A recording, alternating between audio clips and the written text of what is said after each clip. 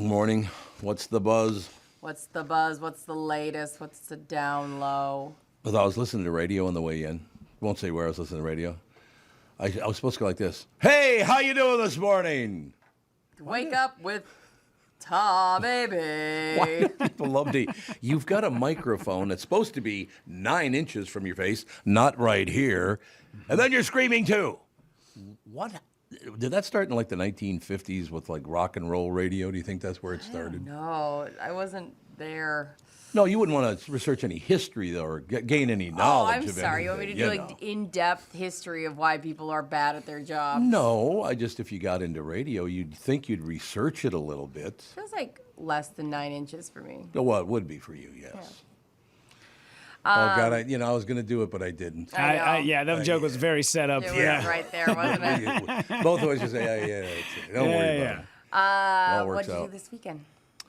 Had a great weekend, as a matter of fact. But I think I want to start with you guys. So, Rudy, how'd it go? Yeah, tell us everything. With Adam. Yeah, it was great. Oh, what a weekend. Started out Boise, Idaho, doing the Egyptian Theater. What a cool venue. It's all hieroglyphics on the wall and just like the architecture. I mean, the place was built in like 1927, I think. Oh, my God. I think it was probably the biggest crowd I've ever done. Not been in front of, but done stand-up in front of. Because I think it was close to 1,000 was in that auditorium. Oh, that's nice. And it was great. It was so much fun. Boise's awesome. The people afterwards, we were out selling merch, and the guys, like a group of guys came up. They're like, you going out for beers? I'm like, I am now. So ended up downtown Boise for a couple of hours, and they kind of showed me the places and all the hot spots. And Boise's a fun town. I guess I would have just never thought anything about Boise, Idaho. What time did you get back to your hotel room? I'm not really a stay out late kind of guy, so it was probably like 11:30, 12 was probably the latest. All right. But then had to be on a flight the next morning to Portland. I think my flight was at 9 a.m., so I was to the airport by 7:30. And then worst hotel I've ever stayed at. You guys would have lost your mind. So I walk into the hotel, and I take my bag, and I throw it on the bed. And when it hits the bed, the headboard fell off the wall. Perfect. So I take pictures of it to make sure I don't get charged. Yeah. And it was... The place sucked, but whatever. It was right across the street from the airport. It cost me $70. I woke up the next morning, and the lady's like, well, a long story short as to why I had to get this hotel room, but the lady's like, we do have like a continental breakfast. And I looked at it and was like, no thanks. I don't know how long that fruit's been sitting there. Right. So I walked across the highway to the Best Western, and I walked in like I owned the place, and I had a bespoke omelet and some waffles for free at the Best Western. Because of you, we went from talking about the show to talking about who had breakfast. I'm Get out of the way. I'm enthralled. Yeah. I'm enthralled. So let that be a travel hack to everybody. If you get a hotel room and your hotel does not have a continental breakfast, just find a Best Western or any hotel that's close to it that does. Walk in like you're staying there, and they won't know the difference. Yeah. So you went and stole food from someone? I did, because I was not going to... What a class joint this is turning into. Well, there was no, like, Denny's open. There was no McDonald's close to me. I had no vehicle, and I had all my luggage. So I'm like, well, I'm going to have to. The good Lord will forgive me, okay? It's fine. And then ended up in Portland the next day. What happened to the noon check-in, or at least a 1 p.m. check-in, or even a 3 p.m. check-in? Why? What time did they let you check in at? 4 o'clock. Dang. Is hotels always like that? No. Because that time, when you used to have to check out at noon, and then usually it was like 1 or 2. And then it became 3. And then all of a sudden they started pushing back the time when you have to check out. My checkout time at the hotel was supposed to be 9 a.m. And they don't let you check in until 4. Wow. So I ended up just sitting at a bar like across the street from my hotel for 6 hours while I waited for my... And I said, well, just kind of get an early check-in. Nah. Wouldn't let me. So the only saving grace is that they let you drop off your luggage. Okay. Yeah. So Portland's fun though. Oh, it was a blast. The shows were great. 4 shows. Helium Comedy Club. Adam was on fire. His crowds are always so much fun to hang out with. Did you hang out with Adam? Yeah, we went and saw Oppenheimer together. A little movie date on the afternoon, which by the way, sucked. What? Yeah, that movie is 3 hours long. The movie is not good. I was falling asleep. I was like, and at the end of it, I was like, am I the only one? And then, Carolla, when we walked out, he goes, wow, that was a waste of time. And I said, yeah. And then his manager, Mike August, goes, oh, man. He's like, the last 45 minutes, I just slept. It was awful. I couldn't believe all the hype. When they have the big explosions and stuff, it sounds amazing because you're in the IMAX and it's huge. But I don't know. That movie just lacked. It sucked. Wow, I haven't heard it sucked. I've heard people say it felt like 3 hours, which I think like is a nice way of saying it sucked. Yeah. It was 3 hours. Yeah. I know, but I'm Oh, yeah. saying like people say, oh, it felt like 3 hours. You know how like when you Yeah, go see a 3-hour movie, like I saw the Batman in theaters and I thought did not feel like 3 hours. No. But if you say it felt like 3 hours, like ooh, Yeah. zooey mama. Yeah. And although Zooey Mama. Boy, you're having a hell of a day so far. Zooey Mama. Yeah, it's a saying. What's wrong with you? have you guys ever just had stuff come out of your just like this moment now where you have stuff come out of your mouth and you're like, that was dumb. I shouldn't have said that. Zooey mama? That's from I almost spat all I almost spit that it's all from over the place. Diary. I can't even get that out. Yeah. It's from Boy, Diary. are you chatty? What? It's What'd you say? What were you saying? Oh my god. Promise, Bernard. It's from Diary of a Wimpy Kid. Oh. What's that? Never saw it. It's these books that you. Oh, the little books. I know the Yeah, little yeah, book. yeah. Well, he says Zooey Mama. Yeah, he says Zooey Mama. He made this cartoon. It was like this big thing, and then his big tagline was Zooey Mama. And then we went to the musical, and so now me and Justin say Zooey Mama all the time. We let's see. I was going to make a comment. Never mind. Go ahead. Well, the reason why I ask about letting things come out of your mouth where you're like, God, that was dumb. Why did I say that? So we're standing in line at the movie theater, taking for damn ever. Like, what's up with people? Do people not care? They have no sense of urgency for people that are trying to watch, have somewhere to go. Our movie started at 11:30. I got in line at 11:10. I got out of line. It was 11:44. That's how long I stood in line to get a couple of beers and a popcorn. Yeah. I'm like, nobody even cared. At some point, we stood in line so long that Carolla finally just said, hey, do you mind if I just go get my seat? And I was like, yeah, just go for it. What do you want? He goes, can you get me an IPA just out of the can? And then just grab me an extra cup. And I don't know why I said this, but I just went, to drink out of? He goes, yes, by definition of cup. I mean, I was like, well, I didn't know if you wanted a measuring cup.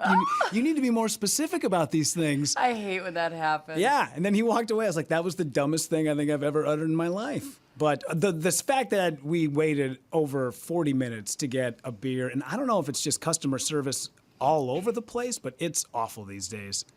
Ugh. Well, whose generation is that? Huh? Yeah. There you go. At the Barbie movie, it was the same way. It took forever to get. I Yeah. think they just don't have enough people working. Was that 3 hours too? No, I'm saying the Barbie movie to get. No, but I'm asking you a No, question. no. It was like. Hour 57 was Yeah, the it was tops, like yeah. two. Oh, 2 hours? Okay. I have nothing to go see because I have no interest in Oppenheimer nor Barbie. So there's nothing to see. No, I don't think you're. I think you're right. I don't know when some new movies come out. Mission Impossible, that's not your jam, huh? No, I've seen 80 of those already. Yeah. Yeah, I have no interest in that at all. What is it, number 10 or something? I don't know. I don't. It's not doing as well as it thought it was for sure. And the Fast and Furious 10. No. And it's like, Jesus, could you make a movie? That'd be good. Just an original plot, or not even original plot, just like an original idea. I'm sure all plots are recycled, but Yeah, that's true. But I would like to go to a movie. I love going to movies. You know, it's fun. I would love to do it, but there's just nothing to see. what did you guys do this weekend? We spent a lot of time with the family. Went to the Watertown Parade, which the kids, these people come down. It's the fire department and the police department and this and that. Former co-worker apparently has some corn or apple or some bullshit going on. They went by, but I didn't see them. I didn't make eye contact or anything. But yeah, it was a joy to watch little kids have so much fun. My 5-year-old grandson Sage literally said at the top of his lungs, I just can't believe they worked this hard to make our day so special.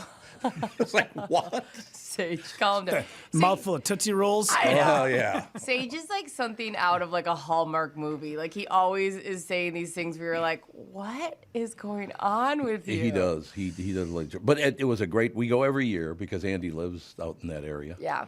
So we go to that every year. It was really nice. Everybody was very, very pleasant. they salute the military and the police departments and the fire departments, and then there are about 55,000 queens out that way. Yep. Because every town has their own queen. With their wave. Oh, like a butter queen or a cow queen I or whatever. guess, yeah. Waterton royalty. But yeah, Waterton royalty. Watertown, not Waterton, Watertown. Watertown royalty. Got to get it right. No Sorry, ton. Sorry. Oh, I want to get it right because these people are so nice. Yeah, I love that. Got a lot of listeners out there too. A lot of them. That's so fun, though. It is. It was a ball. I had a wonderful time. You get tired. I made a huge mistake though, because that was Saturday, and I woke up Saturday morning even earlier. The sun was already up, but so I guess it wasn't that early. But I decided to go for a walk, and it was so nice out. We have all these wood bridges that go over the marshes, and it's this really beautiful area to go walking, and it's very, very peaceful. So I get back home, and I look down, and I realized I walked exactly a 10K, 6.2 miles. Holy cripes. So then we get out there, and guess what we're doing out there? We're walking another 5 miles. So I walked 11 miles on Saturday. My ankles were like, F you, Tom. Yeah, right. But it was a magnificent weekend. Met a bunch of really, really nice people. The kids were just ecstatic about it. I literally called Andy and Alex and said, I got to tell you, thanks for inviting us. That was so much fun to watch those kids be that joyful. Yeah. For street candy. Isn't that funny when you start thinking about it? Like, we were at the Webster Parade for 4th of July, and the excitement kids get to pick up Yep. Tootsie Suckers. Rolls off the ground. A lot of Like suckers. 100-degree day. You're like, this is hilarious. I love it. Well, Sage closed it out with, "This is the best day of my life." Really? Okay, calm down. Yeah, Sage. calm down, Sagey. But then at the very end, Sage and Fawn had to come over to me, and they handed me this black bag. And I said, "What's this?" She goes, "Well, we got some for you, too." Because they know I like caramels. Yeah. There's about 2 pounds of caramels in this Sure. bag. I'm not kidding you. It was literally heavy. That's sweet. But they couldn't pick up all the candy. There was so much candy tossed yeah. onto the street, they couldn't pick it all up. Living like kings. Oh, God, they Yeah. were just happy. They were ecstatic. Everybody's in a great mood. The woman next to us, we were laughing back and forth about this, that, and the other thing. It was just a real joy. Not one prick in the bunch. It was very unusual at this point. That's awesome. Yeah. And I'm hoping someday maybe we can wise up and get back to the day where you're actually happy for someone instead of wanting to destroy them. Wouldn't that be nice? Mm-hmm. Yeah, I love that. That's really sweet. It was. It was a great weekend. A lot of our listeners like that. Good people. Yep. Absolutely. No, you're 100% right. Walking through the airport yesterday, I just landed. I was on my way to baggage claim, and a guy walked by. And usually when a guy gives me the point, it's usually because of a hat that I'm wearing. Oh, yeah. Like, hey, you got the Expos hat, or you got a Brewers hat, or a Bucks hat, or whatever. And this guy just kind of comes over from out of nowhere, and he's pointing at me, and I point at my hat, and he goes, "Hey, listen to the show every day. Love your show. You guys are great. Thank you so much." So thank you to Eric for stopping me in the airport and having a conversation. Guy was great. Really, Yeah. that's Of course, really cool. It was Ray Eric, but It was Ray Eric. No, that is nice. Yeah. Isn't it? Yeah. For people to go out of their way to say, "Hey, thank you. I listened to the show and I really loved it." That's very nice of people to do that. That's very sweet. It is. I think it's just terrific. And then, I pretty much avoided watching the news all weekend. Yeah. I watched some local news, but I literally, it's another one of those deals. Like I said on the way in, listen to some, popping around the radio, and people like to talk really loud. On television, it's like, I've got to tell you, the joy that we experience. Calm down. Yeah. Why is everybody so jacked up now? Do they think that's entertaining? I don't know. I think they're really confused with what works right now. Yeah, I think so. I think you're probably right. I don't know why that is, but I just calm down, everybody. Everything will be fine. Yeah. We had dual weekends. We went up north to Justin's parents' house, and they're selling the farm, and they're moving in the city to Bemidji. It's just been too much lately. And it was really weird because I never had a house growing up. We moved so much. And I kept checking in on Justin, being like, "Are you okay with this?" And they were like, yeah. And of course the emotions come later. But God, it's everyone's very happy to move into the new house. That's great. But it's just hard. Yeah. The first house that my daughter was born, we lived in an apartment in Edina, and then she was 4 months old. We bought our house. So that was the only house my daughter knew until the age of 7. Oh. So she was totally fine until that last moment when we walked out.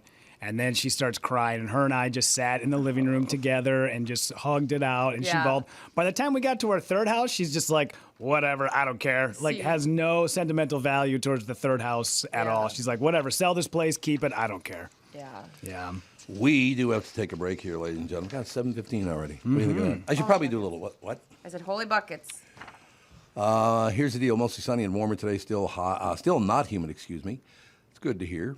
High of 86. Tonight, clear and warm, a low 69. Then tomorrow, partly to mostly sunny, warm and a bit more humid, but a high of 88. Should be very, very pleasant. It looks like it's pretty pleasant all week long. You know, maybe a thunderstorm on Wednesday popping up, but doesn't look like it's that big a deal. It looks like a really nice week. So, yeah, 86 and sunny later on today. It's sunny and 59 right now. On MyPillow's 20-year anniversary, with over 80 million MyPillows sold, Mike Lindell and the MyPillow employees want to thank each and every one of you by giving you the lowest price in history on their MyPillows. Queen-size MyPillows, regular price is $69.98, now only $19.98, and just $10 more for king-size. MyPillow's patented fill adjusts your exact individual needs to help you get the best sleep ever. Go to MyPillow.com, click on the radio podcast square to get Mike's amazing offer on the queen-size MyPillow for only $19.98. Enter promo code TOM. In addition to his the special anniversary offer on MyPillows, you'll also receive deep discounts on all MyPillow products such as bed sheets, mattress toppers, pet beds, mattresses, my slippers, and so much more. Take advantage of the biggest sale in MyPillow history. Go to MyPillow.com. Use promo code TOM to take advantage of Mike's special offer on his pillow. MyPillow. That's MyPillow.com, promo code TOM. Hi, I'm Mike Bryant, and I'm driving my car safely and legally communicating on my phone. Minnesota law allows a driver to use their cell phone to make calls, text, listen to music or podcasts, and get directions by voice command or single-touch activation without holding your phone. Violations are very expensive. The National Safety Council reports that cell phone use while driving leads to 1.6 million crashes per year, and nearly 400,000 injuries are caused by texting and driving. Not surprising, since 4 seconds with your eyes off the road is like driving the length of a football field blindfolded. And research shows that just 2 seconds increases the risk of an accident up to 24 times. Texting may only take a second, but it can end your life or ruin it forever. Please, drive safely and stay alive. Find Bradshaw and Bryant, personal injury attorneys at minnesotapersonalinjury.com. Bradshaw and Bryant. Hello, I'm Brad Huckle, President and Chief Lending Officer at North American Banking Company. And I'm Michael Bilski, CEO at North American Banking Company. As a locally owned and operated community bank, we work with many multi-generational businesses. Take Personal Care Dentistry of Roseville, for example.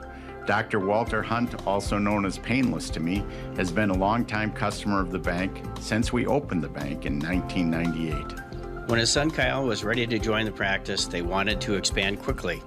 With their additional space and equipment, they now are able to see more patients each day while providing the same level of care and service. Okay, guys, I'll take it from here. If you run a family business or any kind of business for that matter, you should be banking with Brad and Mike over at North American Banking Company. Every time I deal with them or their team, I know I'm working with experienced professional bankers.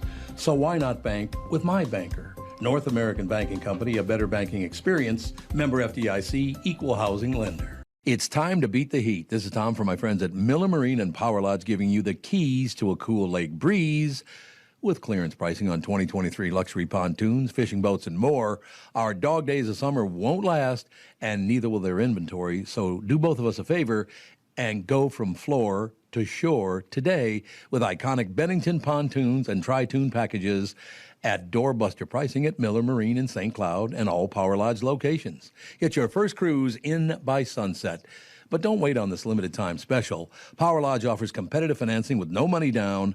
By the way, if you need delivery to your dock, their team of experts has you covered. Discover what thousands of our Minnesota neighbors have and explore our lakes and rivers in your own boat at Elite Savings. I said Elite Savings, darn it. Launch into adventure today at Miller Marine and Power Lodge. Just head to millermarine.com and powerlodge.com to see for yourself. Financing is available on approved credit. Freight and prep are not included in packages. It is 7:20. Oh, we got a little echo. There. Nope, it's still there. Got it. Somewhere in there. Oh, you got. Was it you? No, it's on StreamYard. I have access to it. You're a disaster. I did it. I love ruining the show. Disaster, I say. Because I can help. Wait a minute. Let me say like a radio person. It's a disaster, I say. I say. It was funny. I talked like this morning, and I don't know who it was, but he talks through his teeth.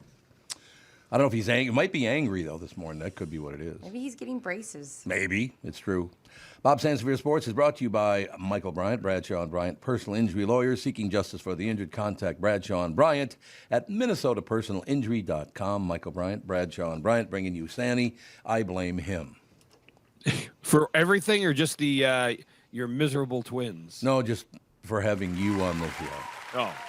Well, you know. Probably Bob, my fault. Bob, you're right. I'm trying to avoid the subject because the Minnesota Twins were slaughtered by a horrible baseball team. Tom, do you want to know the last time? You can call me like Tim if you want. That's all right. Well, that's like the Twins. They Bill. they couldn't do anything right. I can't even get your name right. Yeah, typical. The Royals had not swept a team since last September. I know. Have not won 3 games in a row all year. By the way, the team they swept last September, the Minnesota Twins. I know. It's just unbelievable. Bob, I'm convinced. Go ahead. Convinced of what? That this team sucks. I'm sorry.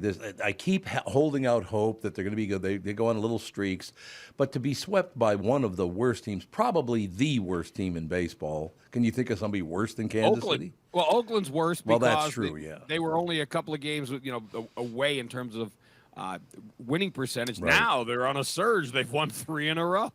I mean, I didn't watch the first 2 games because I was out with family and all that stuff. And I watched the final few innings of the game yesterday. That team looks horrible. What happened? They got to run. Woohoo! Yeah. Oh boy. Well, it's the same problem. The hitting lets them down, or the middle relief lets them down, or the starting pitcher. There's not a spot you can say like the trade deadline's tomorrow. Mm-hmm. Throw a dart at anything you need, and you do need something or everywhere. Is it? Maybe it's not even worth doing anything at the trade if it costs you something. Right. Bob, how good can they be in the postseason? Let me ask you a question, Bob. Did this all start because they let Arise go? Well, I mean, at the time, Tom, I don't know anyone who said everyone thought it was an aberration what he did, that he was not going to do it again. Mm-hmm. Hit better than he was hitting. Yes. And they needed a starting pitcher. So I don't think you could really say, in retrospect, yes, it was a horrible move. But it's all retrospective. It is. And look, Bob, as we know, and I think most people listening know that I'm a huge Twins fan. So when they do something like get swept by the second worst team in baseball, I'm going to be a little pissed off about it because there's no excuse for it. None. Absolutely no excuse. You should have gone into Kansas City and just trounced that team. Yep. Should have. And keep your whatever little surge you had going, because you were more than a week now. They were on a move after the All-Star break, and then they lost back-to-back. Then they wind up going to this crap hole and lose. Bob, let me ask you a question. Wasn't it about this time last year? I think it was August last year when they totally caved in too, wasn't it? No, when they went into September, they had a lead. Oh, still September, okay. Still like a 7-game lead, and then they caved. And there you go. Remember, you may recall they got swept in Kansas City last September. They just did it a month early. Yeah, what's interesting about that, Bob, is that I thought it was August because I remember them having a 7-game lead, and I said they couldn't have lost a 7-game lead in just 1 month, but they did. Oh, they did. They did. But the good thing for them, many people had already checked out on them, so they don't just remember. Yeah. They had the new coach with the Vikings, and there was excitement about what could they do with the offense, and they got a new defense, and everyone was excited. Justin Jefferson coming off a great year. Mm-hmm. This year now, I mean, for the Vikings, they've got Danielle Hunter locked up. I thought they gave him one hell of a deal for him. It is a 1-year deal, and they could not hit him with any franchise tag or any type of tag to keep him. $17 million guaranteed, incentive that can get him to $20 million. That's a hell of a deal for a guy who's been hurt a lot. And what team's he on? Your Minnesota Vikings, of course. Well, you kind of knew that was going to. Bob, I think a lot of people did think it was going to be a 1-year deal because he was kind of a pain in the ass about this deal, wasn't he? Yes. Oh God, he was going to hold in. Right. Because if you hold out, you get fined. Right. The big bucks. So they got it done, but then for people who are worried about, well, what about Justin Jefferson?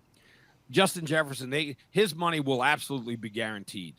So he's not. Right. It's not like he's up this year. They can still do that deal, and I believe the cap everything hitting against the cap will come in future years. Because if the money's guaranteed, who cares when it shows up?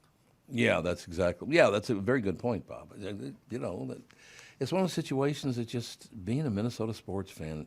You know, one thing. Let me point this out. Yes, we are in a form of broadcasting, podcasting, and yes, most people in radio and podcasting are a massive pain in the ass. But at least we're not a big pain in the ass as a professional athlete, right? Well, Tom, I got to say, one guy, my heart has to go out to him. Jordan Addison. We've learned. The State Patrol released a report that he was rushing home at 140 miles an hour in his brand new Lamborghini Ursus with the dealer plate still on, which tells you he got it that day because he had a dog emergency. Of course he did. $140. Yeah. What was the dog emergency, Bob? Do you know what it was? It didn't go into that, but he had to get home to his dog. So did the dog dial him, or was there someone at home who couldn't handle it while he sped home maybe at 80 or 90? Right. Yeah. But in this Lamborghini, I've never been in one. Did you say you've tried one out or have been in anything like that? Well, I've been in cars like that, but it's not that I was going to buy one. I have a couple of friends that have those cars. One has a McLaren. Aren't those cars like $2 million or something? They're even faster. They're even faster, yeah. It's not the clunky SUV that goes 140. But what I'm wondering about with is 140 in a Lamborghini like you or I hitting 70 in a normal vehicle? I will tell you something, Bob, and I'm very serious about this. That new Mustang that I have, yeah, it's all electric, and I don't know what they did or whatever, but you think you're going like 40 and you're doing 70. You cannot tell you're going that fast. It's weird. It's just that Do you smooth. tell 5 minutes into it when you've run out of a charge? No, mine goes 300 miles on a charge. So what do you do? Okay, can you plan a long trip? You go. Let's say, hey, I got to go to. Well, I was in Missouri, 500 and something miles. What do you do about a trip like that? Do you bring a battery pack to plug in, or you do you have to find a charging station? And how? I mean, you must when you do your GPS, you must have to hit charging stations to find out where they are, right? Well, Target stores all have them now. I think. Well, not all, maybe, but most Target stores have charging stations. That's right. So but what do you do? How long do you need? Let's say you go 290 because you don't want to go right to the end. Right. How long will it take to get you back, the 290 back? Oh, that would take quite some time, but you could get a decent charge overnight. Oh, it's not like an hour or two. Oh no. Well, I shouldn't say that because I always plug mine in overnight, so I really don't know how long it takes. So I really shouldn't speak to that. And it's brilliant on the part of Target because people will shop while they're getting their their charge going. They're going to go in and get some things. Yeah, most people I know, because the setup's pretty cool, Bob. They have it on like the GPS where it'll automatically put you towards. Yeah, it'll say, hey, here are the 4 that you should go to if you're on this path and whatever. Right. They like really set up the game plan for you. And then I don't know many people that have to wait more than 30, 40 minutes to charge to get to the next thing. So the smart thing would be if you have to, you drink a lot of liquids, so you have to pee a lot. You pull over, you charge, you go get inside, get something. You'll at least get like a quick charge to get you a little bit more miles. Yeah. It's like, now, do they have chargers? Like I've got one cell phone charger that the thing charges in no time. It's super fast. Mm-hmm. They must have them like that too, right? Well, I know they're making technology where it's coming out where their charge is going to be even quicker. They've been talking about that for like about 6 months now, this new charging unit, and it would be like 15 minutes. It would be insane. Oh, wow.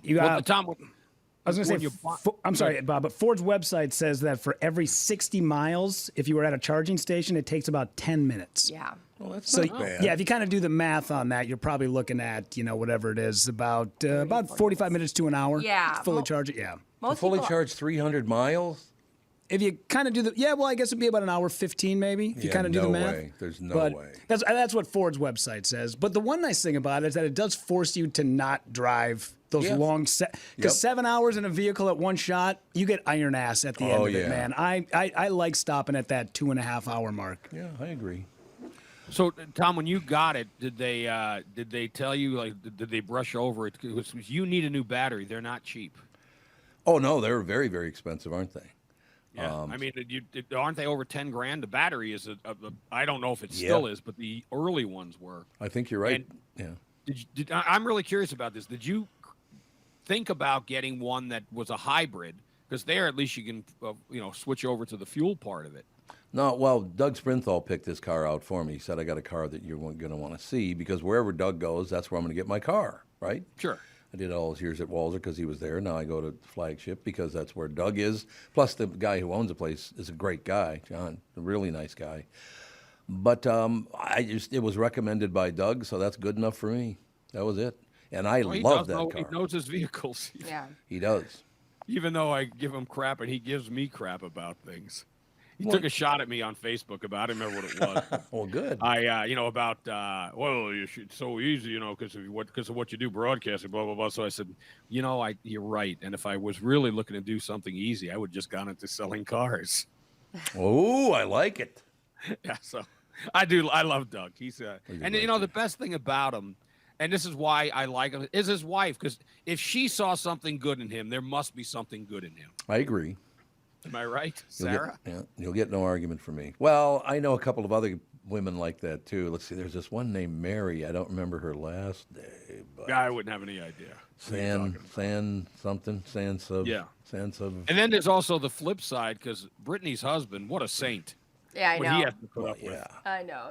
I told Tom was talking about golfing with people, and I was like, if you ever want to golf with Justin, he goes, I don't trust somebody who picked you for their wife. Well, it's a good call, isn't it? He's not wrong. See? He's not wrong. Well, he was in that hazy mind period of his life. Yeah, right.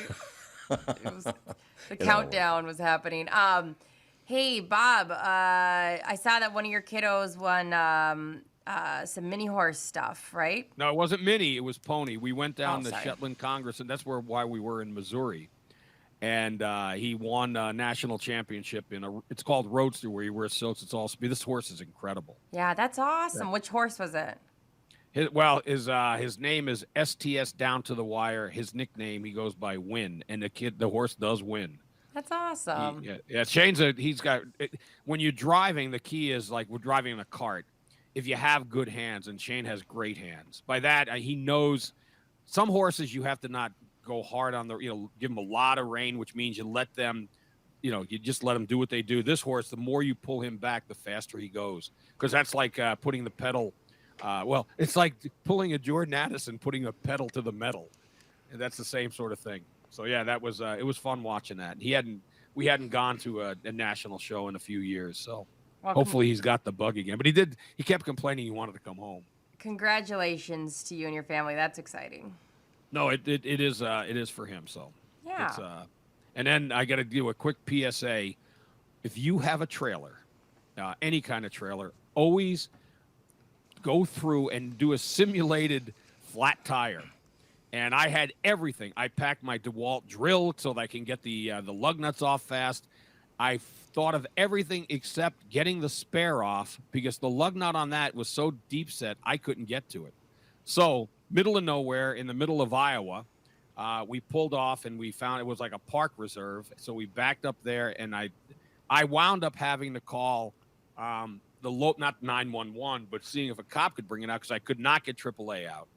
And the dispatch, I said, just send them with all I needed was you know what a crescent wrench is, right? An adjustable wrench. Mm-hmm. Just send them out with a wrench. The cop shows up. I said, hey, I just need a wrench. I don't have a wrench. And then he called for a tow truck, and the dispatcher already did. The guy gets there. I said, I need a crescent wrench. Hands me one. 30 seconds later, the tire's off. And I go, well, you came out. What do I owe you? Well, we have a minimum of $135. There you go. Oh, my God. Yeah. And I said, all you did was hand me a wrench. Yeah, that's like when you bungee jump in Wisconsin Dells. They tell you, hey, the ride up is $50 and the jump is free. So if you get all the way to the top and decide not to do it, they still get their $50. Well, the guy was a good guy, and he wound up, I said, look, I'll give you all the cash I have. I reach in, I had a 50. I said, take the 50. I said, just don't call it in. So the guy took the 50, and I don't know if he was or not. But then I went up to him and said, you know what, I got to put this into AAA. Do you have something you can give me? And he goes, well, do you have AAA? I showed him my card, and he goes, well, you've got one of the best programs. I'll just put it in and give you your money back. I said, no, you don't have to give me the money back. And he goes, well, $50 is a lot. I said, fine, give me a 20 back because I don't have no cash on me. Sure. Yeah. And he did. He was a great guy, so it worked out. Then he told me a good alternative to AAA. So, anyway. I have a question. Where's Woodbine? It's a racing track. Woodbine. It's called Woodbine, but I don't know where it is. Is it in Canada? New York? I've heard of it before, but I haven't. I've heard of it too. Yeah, but I don't know where it is. I have no idea. And there's a reason I'm bringing it up, actually. Ontario, Toronto. Well, it is in Toronto, okay. Because my buddy Dougie Dawson owns a couple of horses, and his horse yesterday won the 5th race at Woodbine. Nice. I mean, that's a pretty big deal, isn't it, I think? I don't know anything about horse racing. Yeah, I mean, anytime your horse wins, it's certainly a big deal to you. I don't think it's the Kentucky Derby of Canada. Right. But, I mean, I think, I don't know anything about horse racing, but I think that if you win at one of those big venues, that's a pretty big deal. Well, wait a minute. Did he win the 100,000 Lake Superior Stakes? And is the horse's name Patches O'Houlihan? If it is, he made some good money. Sounds like something that Doug would do, actually, to tell you the truth. Patches O'Houlihan. That is a name. Yeah. Dodgeball. Yes. Yeah, that's what I was thinking. That's the name of Dodgeball. Mm-hmm. Yeah, I don't know the name of his horse. I probably should look it up. It won the 5th race at Woodbine over the weekend. That's all I know. Okay, let me see what the race track. Let's see, 5th race. While you're doing that, Bob, good call on doing the dry run with the family about over the flat tire. That's a great call because, man, my daughter's going to be driving here, and she's got about 9 months before she fully gets her driver's license, and teaching your kids how to be able to do stuff like that is. How many people on the road right now have no idea how to be able to change a flat tire? Or it was to teach me to do it because I had everything. You could use those. You've got those wheels that you get 4 different options, and you just to take off a lug nut. Sure. Well, it's so much easier if you just you know what I mean? There's that. What a show you today. Do it that way. Jesus, got phones ringing and people talking. People just didn't know. Whose phone was that anyway? I don't know. Idea. That might have been. It's yours, Bob. I'm even being interrupted while I'm bitching about being interrupted. That's how great the show is now. One of the things that I did with my daughter right away, is with every house that we've had, is, hey, the first thing you do, this is the main water shutoff. Because nothing will screw you up worse than water. Yeah. And if a pipe bursts, don't try to put a rag on it or whatever you do, go downstairs and turn the main water off. And then that way you can fix whatever you need fixed and then turn the main water back on. But there's so many people that have no idea where their main water source is in the house. They wouldn't even know what to do. But that's why I called it a public service announcement. Yeah. PSA. Help out, be a little helpful. Mm-hmm. And I had all the people. I posted something on Facebook, a number of people who coming up with all their bright ideas. Yeah, these are things I thought of and dealt with. None of them helped me at midnight on a desolate road. Sure. In Beaufluck. Was Shane Iowa. in the car then too? Shane was having a great time. He thought it was funny. He was having a great old time. And there were like lights in the woods because it was some sort of a preserve. And he was a little nervous. He said, what if there's bears? And I said, we'll throw the wrench at them. How about that? Yeah, maybe they'll have the tool we need. Yeah, maybe they could ask. They're strong. Maybe we can coax one of the bears to twist it off. We'll tell them there's honey at the end on the inside. So anyway, all right, I've done enough silliness, and you've got because I'm stopping the greatest whatever was when it comes to Hollywood Reports. What?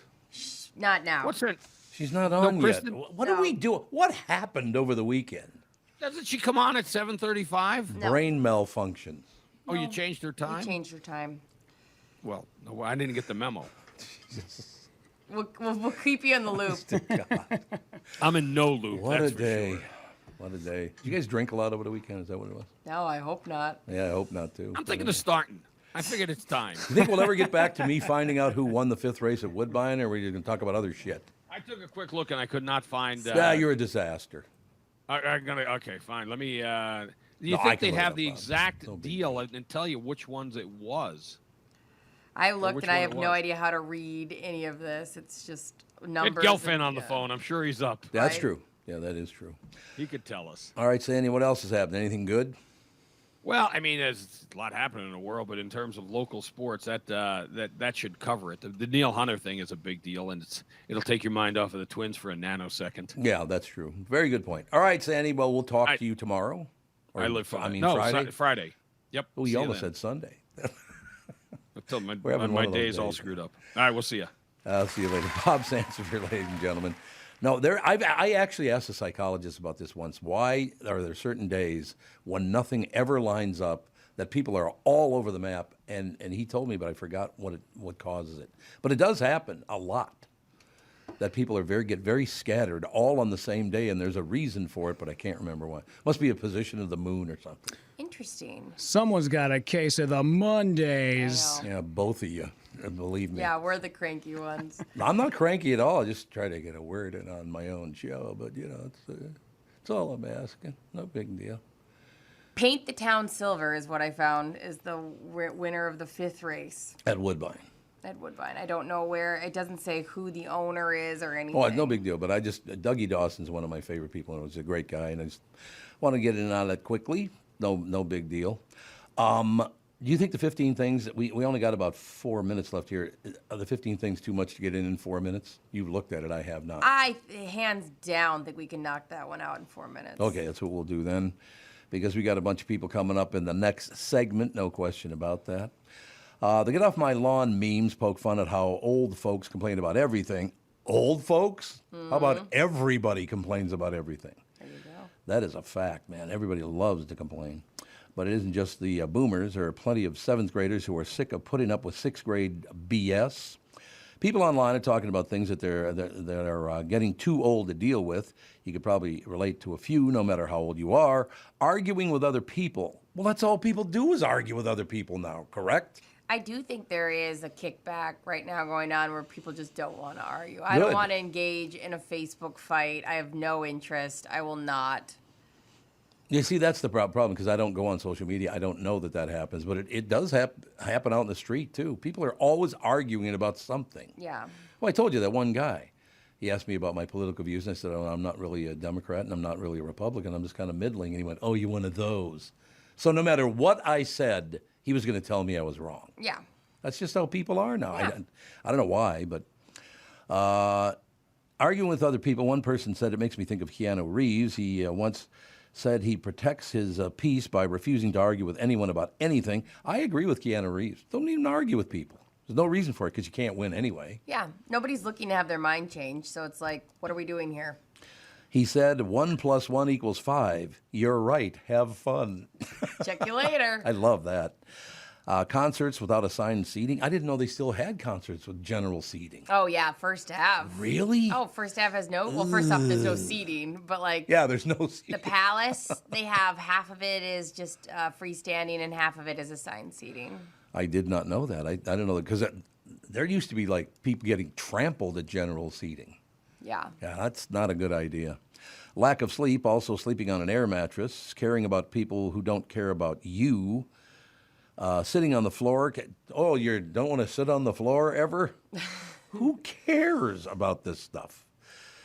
Keeping up with new slang. That's some good. Keeping up with music. No. Waiting in line. Well, you got it. Camping on the ground. Convincing people not to do dumb stuff. Chasing after people and being the only one to put in the work for relationships with family and friends. Like if I ask you to hang out a few times and you're always busy, come find me. Phones work both ways. Well, if they don't want to hang out with you, why do you care? Yeah. That makes no sense to me. It is true. Once you I always find myself wanting to say yes to new friends to make sure you set it up nicely, because otherwise they'll never ask you again. And so I'm always like, yes, we can make this work. Get in the car, Justin. There you have it. Negativity and internet bickering. I'm not involved in that at all. No. You just brought it up, the fact that it's social media in general, basically. Yep.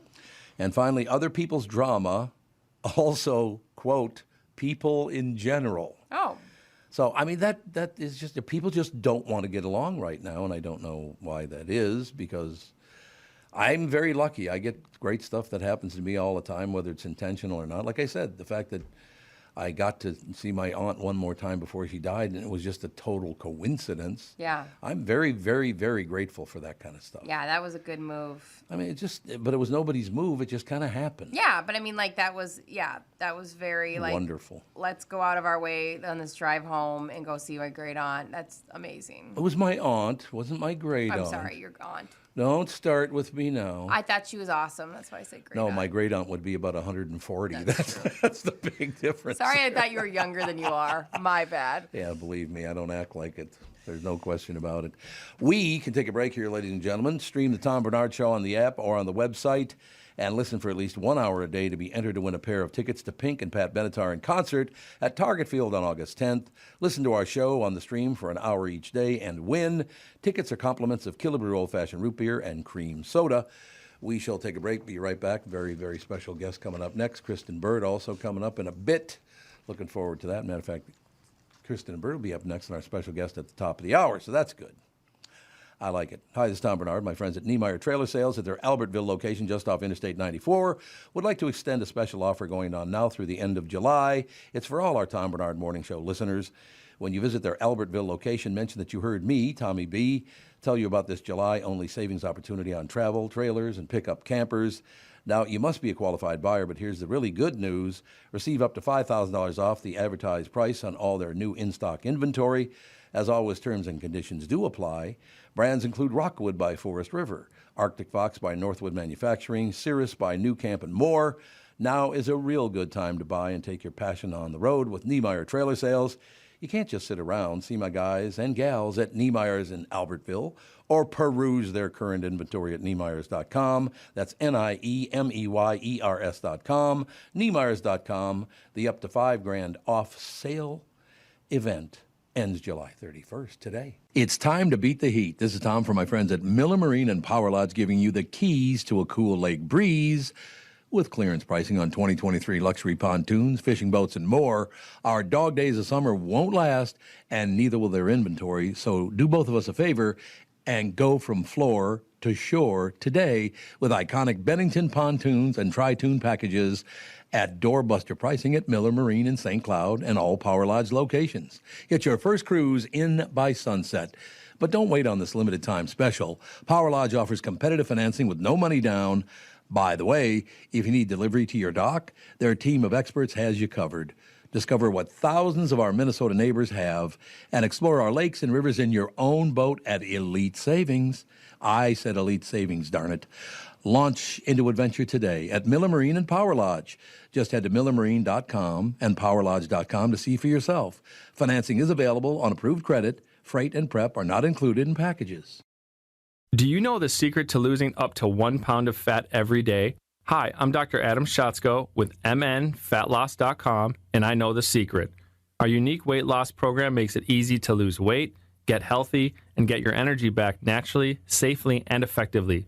If you'd like to lose unhealthy fat without counting points, no exercising, no prepackaged meals, no surgery, and no hypnosis, go online to mnfatloss.com. If you're interested in losing weight, I highly recommend the MN Fat Loss Program. I started the program earlier this year. I've lost 28 pounds.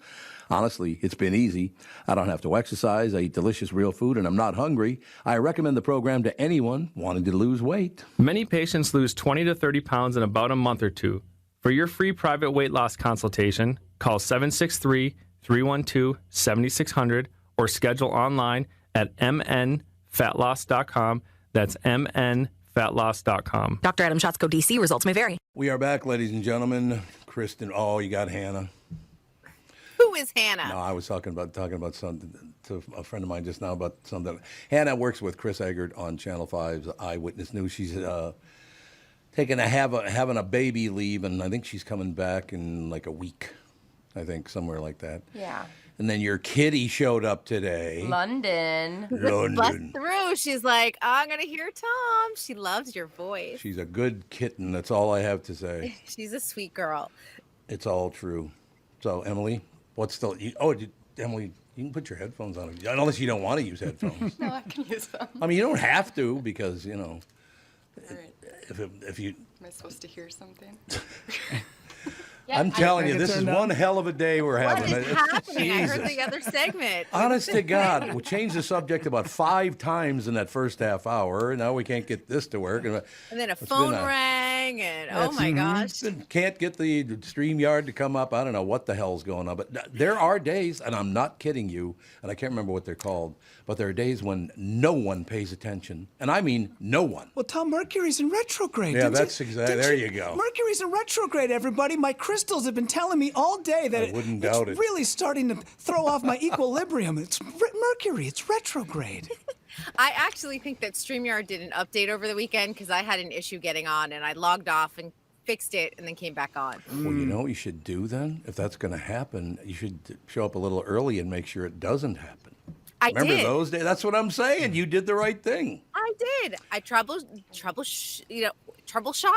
I like troubleshot. I've never heard that Troubleshooting the situation. Got it fixed. Came back on, and here we are. You should see Brittany. She's working her ass off trying to get it to work, and I'm telling you, it's magnificent. Show prep are 2 words that are never used in this building. I'll tell you that. There's no Shots doubt about fired. that. Well, it's true. I Christ. mean, holy Nothing has buckets. worked so far. Wow. It all works out in the end.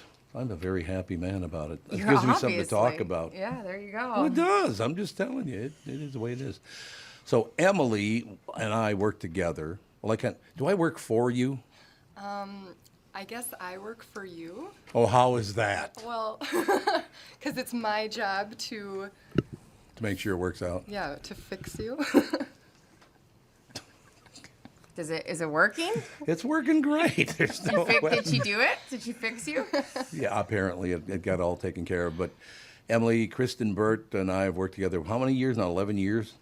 2012. Yeah, 11 years. 11 years I've worked with her. And I've never met her in person. Oh, wow. I never even saw her until about 6 months ago. This year.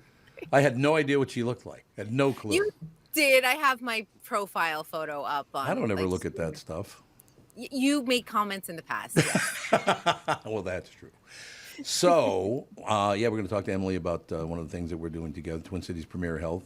We're going to talk about that in a bit. But Kristen Burt's Hollywood, is it a Hollywood report?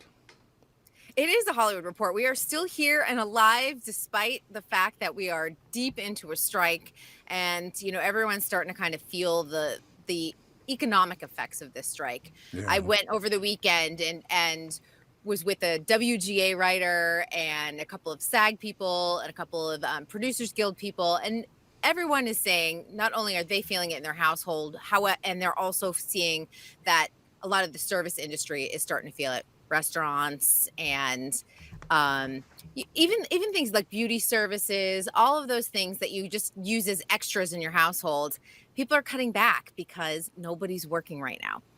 God, isn't that, do they know per day, per week, how much money is being lost? Originally it was like $30 million a day in Los Angeles alone when the writer's strike was happening. I can't imagine what it looks like now in terms of numbers, because we are talking about the fact, had they settled it long ago, we would be up and running. We'd be thinking about the fall projects. And now studios are starting to pull things from the movie theater for fall. They're saying if SAG is not going to be available, all the actors are not available to promote the movies, we're holding off until 2024 when this strike is settled. And I'm thinking, hey, studios, you're the reason that this strike is still happening. Right. So it's a really strange sort of stalemate. And SAG and Writers Guild have both said, hey, we are open to negotiations. We are ready to go back to the table. And the AMPTP has not made any overtures at all. Kristen, let me ask you something, because I read something this weekend that was very interesting about the writer's strike. And one of the things that it made me kind of look at it different, because what's happening is the writers and the actors are saying, hey, we need more money, we need this, we need that. Meanwhile, the studios and the streaming services like Netflix don't release a lot of the numbers that they have when it comes to streaming, when it comes to downloads, how much money is coming in, how much money is going out. But in these negotiations, they're going to have to release some of that stuff. And if they release some of that information, then people are going to find out that they don't make as much money as we think they do.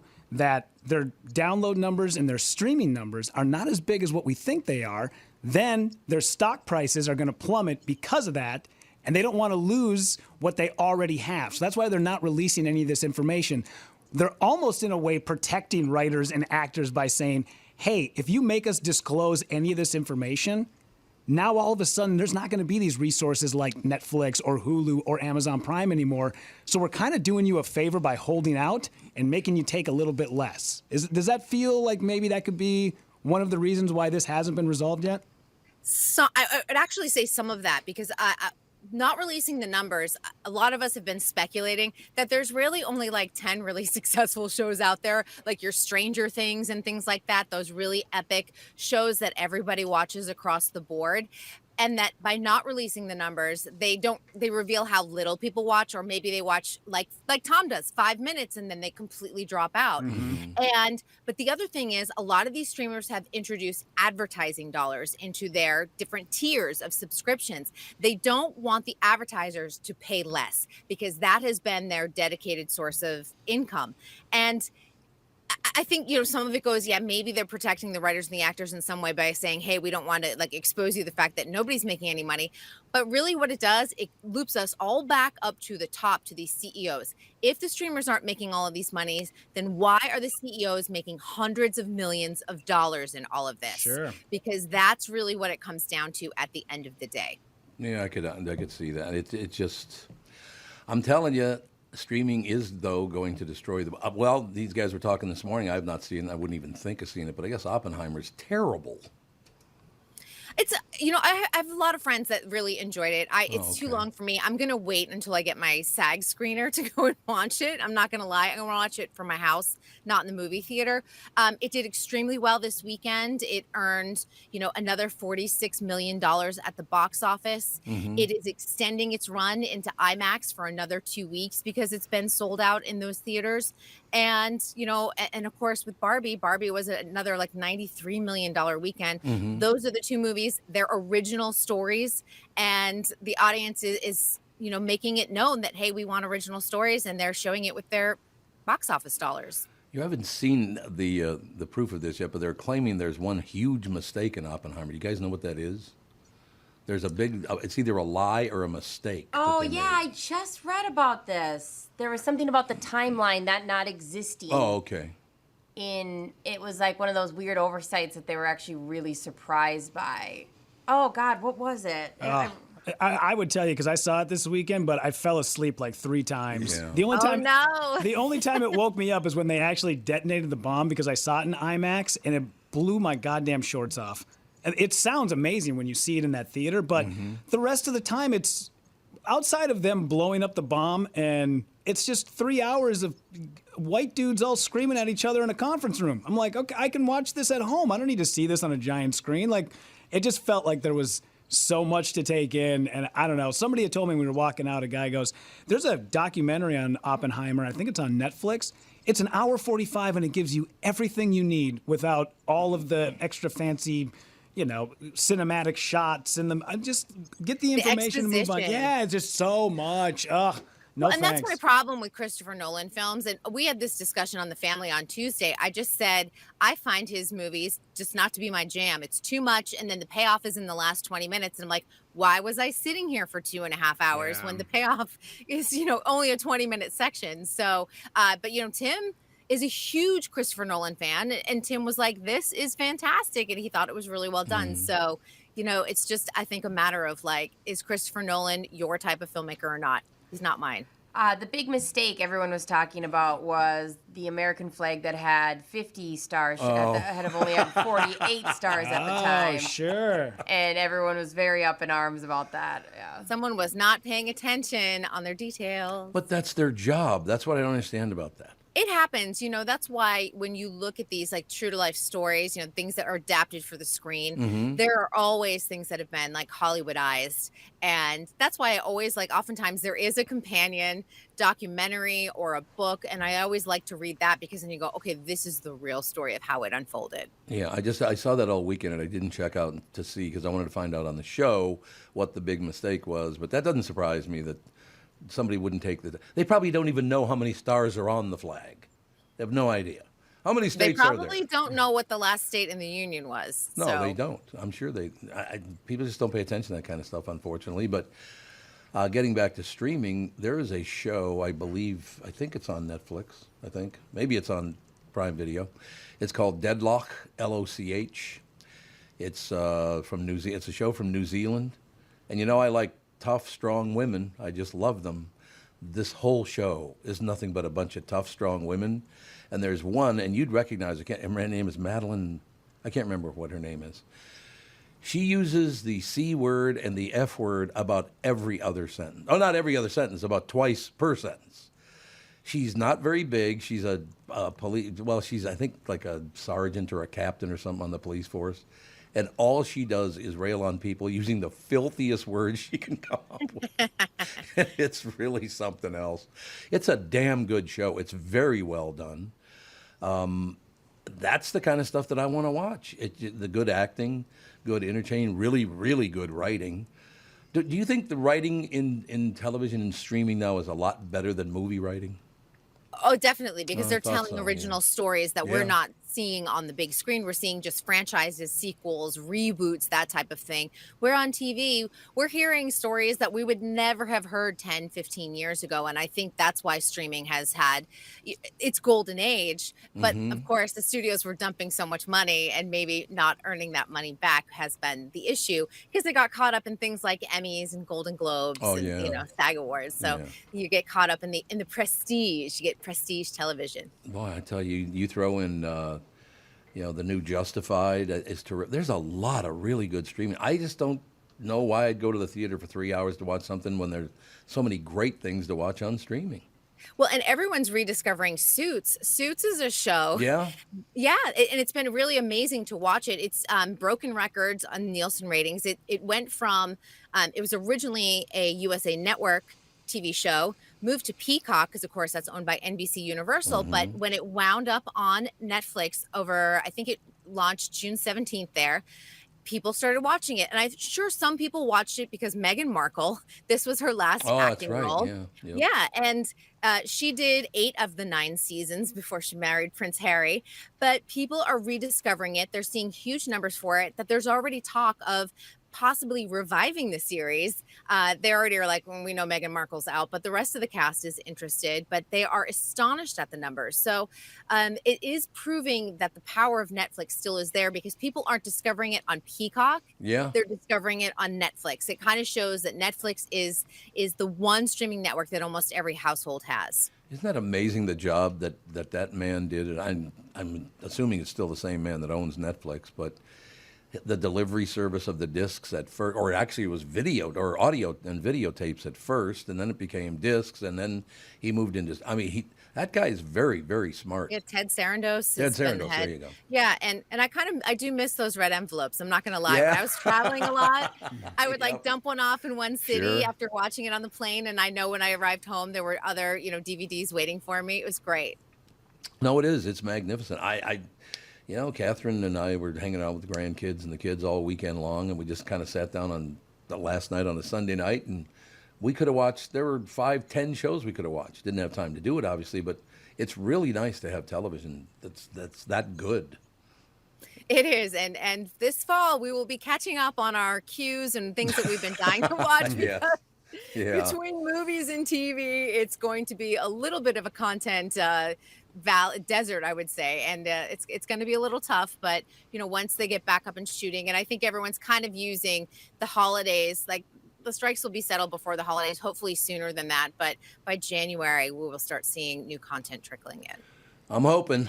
All right, sister. Well, we'll talk to you tomorrow. Absolutely. Have a good one. Thanks a lot, Kristen Burt. Ladies and gentlemen, in studio, Twin Cities Premier Health, Emily. She's always showing up. What's the latest? In erectile dysfunction or just in general? That was a good start. That was a really good start. I've nenever looked a woman that I barely know in the eye and she said, "Do you want to talk about erectile dysfunction, Tom?" "Yes, thanks, Emily. That's great. That's wonderful." I love that. I walk in a room and I'm like, "Let's talk about your penis." Oh, yeah.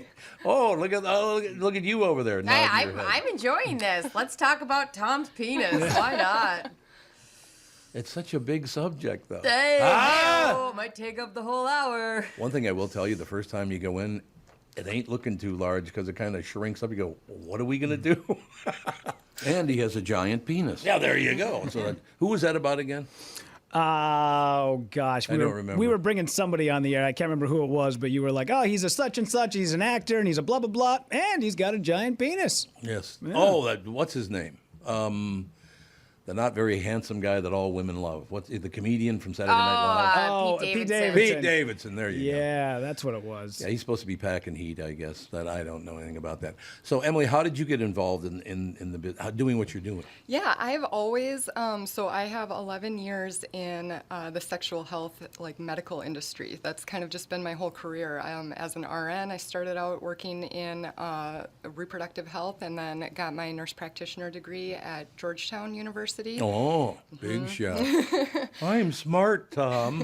Nice. But I continued working in reproductive health, and then when this clinic opened this year, I wanted to get on board and work with erectile dysfunction. Was it always male reproductive health that you were No, interested it was in? both. So I would do, birth control, STD testing and treatment, putting in IUDs, all of that. Yeah. Yeah. And where did you get your original nursing degree before you're a practitioner? The College of St. Benedict. Awesome. Did you like it a lot? I did, yeah. Really small college, so you everyone kind of knows everybody, and you kind of feel like you've got a good support there. That's awesome. Yeah. So you were a big drinker back then? From what I remember, yes. St. Benedict's is kind of, that whole area up there is kind of known for having like the fun. St. Cloud area. Yeah, I love that area anyway. I think St. Cloud State beats us out in terms of Well. partying, but we try and catch up. Well, Jeff Passolt went there, so what does that tell you? Yeah. So right away, No, it's. I will tell you one thing, because a lot of guys, I suppose, are very touchy about that kind of thing. I'm lucky in the fact that I've never cared about that kind of thing. It's like, what, do you want to do this? And they would want to talk about my penis. And I don't care. Yep. Why are some people so touchy about that? I don't know. I think they, a lot of men, the hardest part is getting them through the door when they come in to see us. And I've had some that come in and they almost feel relieved once they're in the room. They're like, I did it. Like, I'm finally here, and now the rest is going to be easy. I don't know. I think there's just a feeling that it's tied to who you are as a person, and if your penis doesn't work, there's something wrong with you. But in reality, it's just another body part, and we got to get it working right. See, I think that's right. And by the way, you have really good people, because people come and go from the front desk and all the rest of it, and people do the procedure, and they're very, very pleasant people. Every one of them. Yeah, they're we know how for some it can be really embarrassing, and we're there to put people at ease, and show it's really not a big deal for us, and we're all medical professionals. We're all medically trained, and so it's just something that we see as a medical solution, not anything personal. No, and that's a very good point. It is not a personal situation. It's just, and I know it's going to be really, really tough for Brittany and Rudy to believe this. But all I do the entire because you sit there and you've got your legs up in the stirrups and all the rest of it. So what I've decided to do is live my normal life and annoy the piss out of whoever's doing the procedure. Oh, shocking that you can't be Really silent shocking. for 2 seconds. Let's take a gander, shall we? Is this a wristwatch, huh? Yeah, exactly. What are you doing down there? What's the Yeah. I'll tell you my first impression when I went in and had the first procedure done. You're kind of like, that's interesting. But the one thing I will tell you is that, and I hadn't heard anybody else complain about this at all, but there was some indication from some people, oh, that hurts, but it doesn't. No, it shouldn't be painful. No. We can, even adjust the medical device, based on your comfort. And we also have like a spray we can put on the skin to numb the area beforehand, but we find most people don't need it. They tolerate it fine. It's not pain that they feel, it's more so like the pressure of, a thumping sensation almost. It takes 10, 12 minutes. Yeah, we average person anywhere 10 to 20 minutes is 10 to usually 20 what minutes. I tell people. Yeah, I mean, it goes very quickly. And then what's the science behind it? So it's called acoustic wave therapy. It's basically a medical device. When you turn it on, it emits these acoustic sound waves, which are basically waves of energy pressure that rapidly rise and fall. And it's enough energy to penetrate through the skin, and it reaches the blood vessels, which is what we're targeting.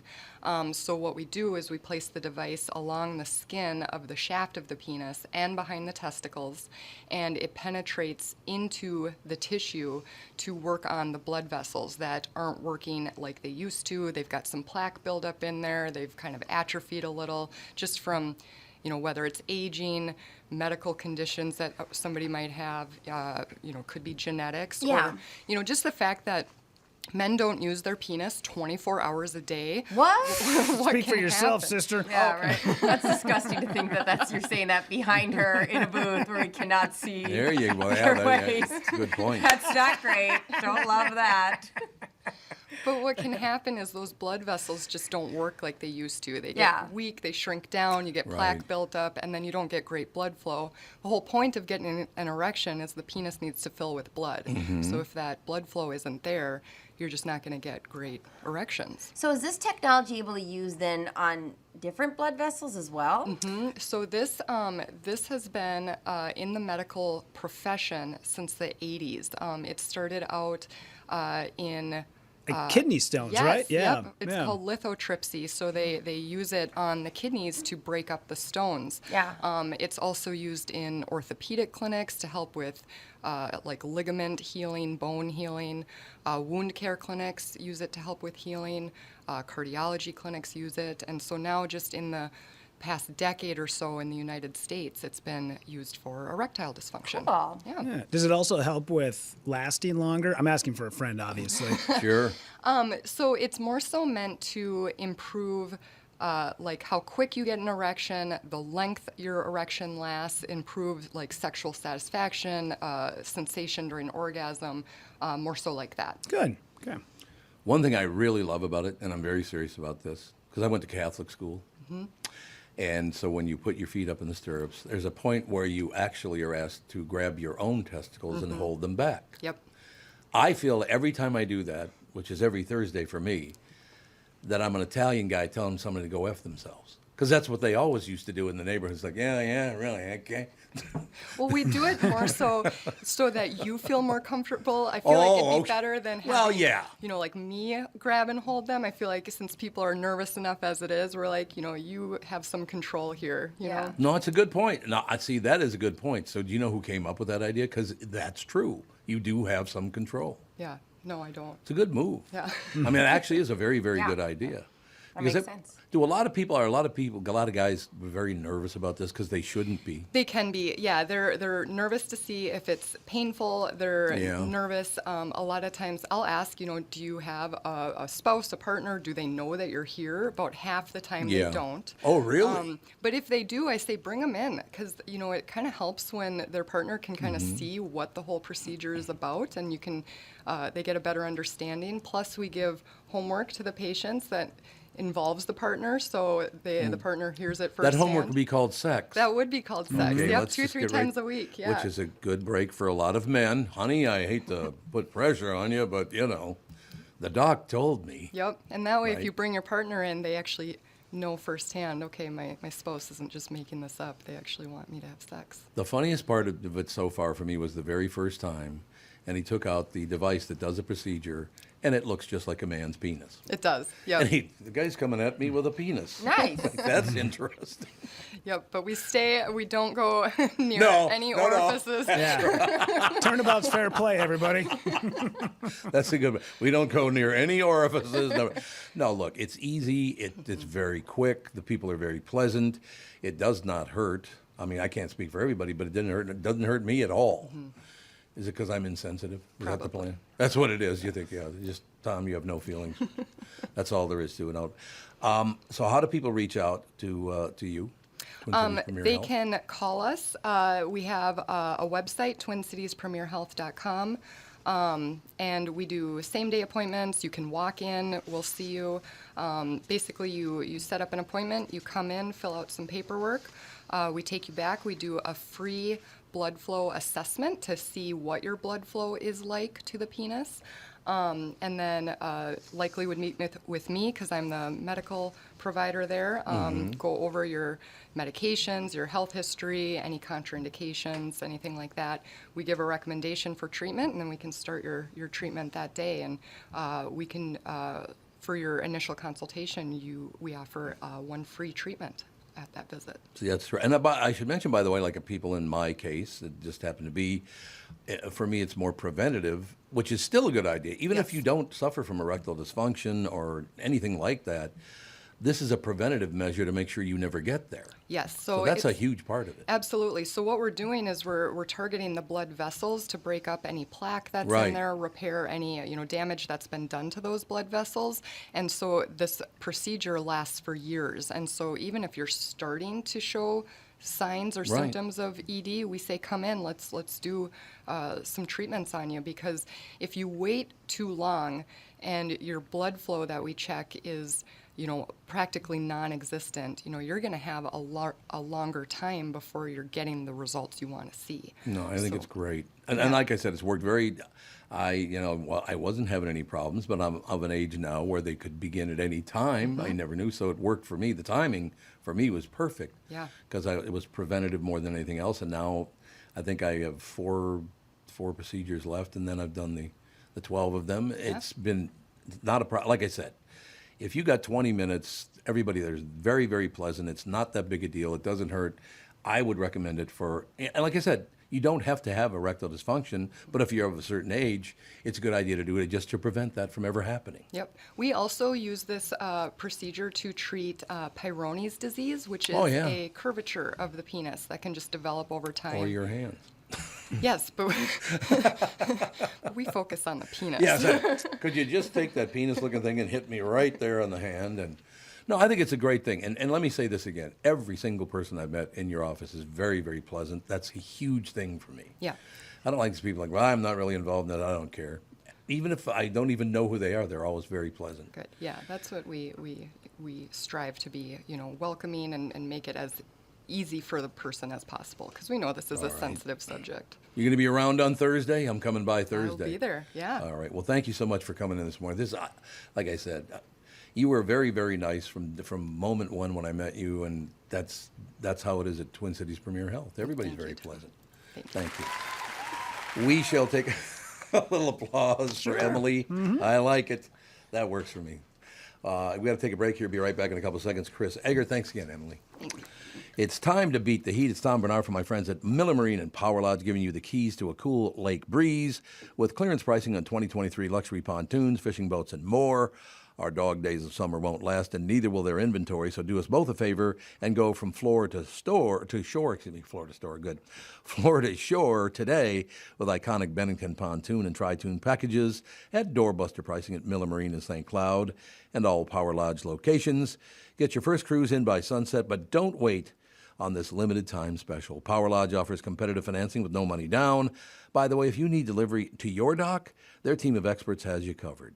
Discover what thousands of our Minnesota neighbors have and explore our lakes and rivers in your own boat at elite savings, too. If I say it's elite, it is elite, Pally. Launch into adventure today at Miller Marine and Power Lodge. Just head to millermarine.com and powerlodge.com and snag some throttle therapy for yourself. Financing is available on approved credit. Freight and prep are not included in packages.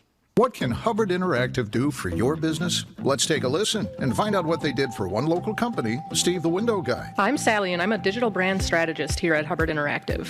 We met with Melissa from Steve the Window Guy, and she was looking for help with their video advertising strategy. So we helped build a comprehensive plan for streaming TV and YouTube ads. And Melissa, tell us how it's been getting your message out with help from Hubbard Interactive. I've been working with them for 5 years, and what I've learned is that they have both the experience and the depth inside their team to help me solve any creative marketing challenge that I've got. So over the years, I've moved from streaming TV to YouTube ads, and now we're moving towards SEO. And I'm loving the results that I'm seeing. Is there anything else you want business owners out there to know about Hubbard Interactive? I am so grateful for the entire team at Hubbard Interactive for effortlessly understanding our business and our marketing vision, and then always delivering only the best results. To find out how our experts can help your business grow, get in touch today at hubbardinteractive.com. On MyPillow's 20-year anniversary with over 80 million pillows sold, Mike Lindell and the MyPillow employees want to thank each and every one of you by giving you the lowest price in history on their MyPillows. Queen-size MyPillow's regular price is $69.98, now only $19.98, and just $10 more for king size. MyPillow's patented fill adjusts your exact individual needs to help you get the best sleep ever. Go to MyPillow.com, click on the radio podcast square to get Mike's amazing offer on the queen-size MyPillow for only $19.98. Enter promo code TOM. In addition to this special anniversary offer on the MyPillows, you will also receive deep discounts on all MyPillow products such as bed sheets, mattress toppers, pet beds, mattresses, My Slippers, and so much more. Take advantage of the biggest sale in MyPillow's history. Go to MyPillow.com, use promo code TOM to take advantage of Mike's special offer on his MyPillow. That's MyPillow.com, promo code TOM. You need to know a guy for your auto repairs, legal issues, banking, and more. The same goes for investment advice. You need a guy to help you be successful, someone you can trust, who gets results. Well, I got a guy for you, Josh Arnold. Josh gives you straight talk, not sugar-coated advice about your financial situation. Josh has seen it all when it comes to economic and market conditions, and Josh can make sure that your retirement objectives match your investments. Do yourself a favor and call Josh now for a no-obligation, 48-minute evaluation. You've got nothing to lose, and you'll get a different point of view for your investments. Call Josh at 952-925-5608. That is 952-925-5608. You'll be glad that you did. And tell him his guy, Tom, sent you. Investment services offered by Josh Arnold Investment Consultant, LLC, a security investment advisor. Past performance is no guarantee of future results. All investments involve risk. All comments and opinions are Josh Arnold's and do not constitute investment advice. Tom Barnard is a paid endorser. Well, they've done a great job so far this morning, is all I have to say. No problem. You know what I'm saying. Hey, let's piss Tom off. What do you say? Chris Egert, how you doing, Pally? Good. How are you guys? Magnificent. I'm sorry I'm calling from my phone. I can't even see it. It's so far away. I must be blind. Somebody messed with our studio in here, so some heads are going to roll later. What do you mean they messed with your studio? What?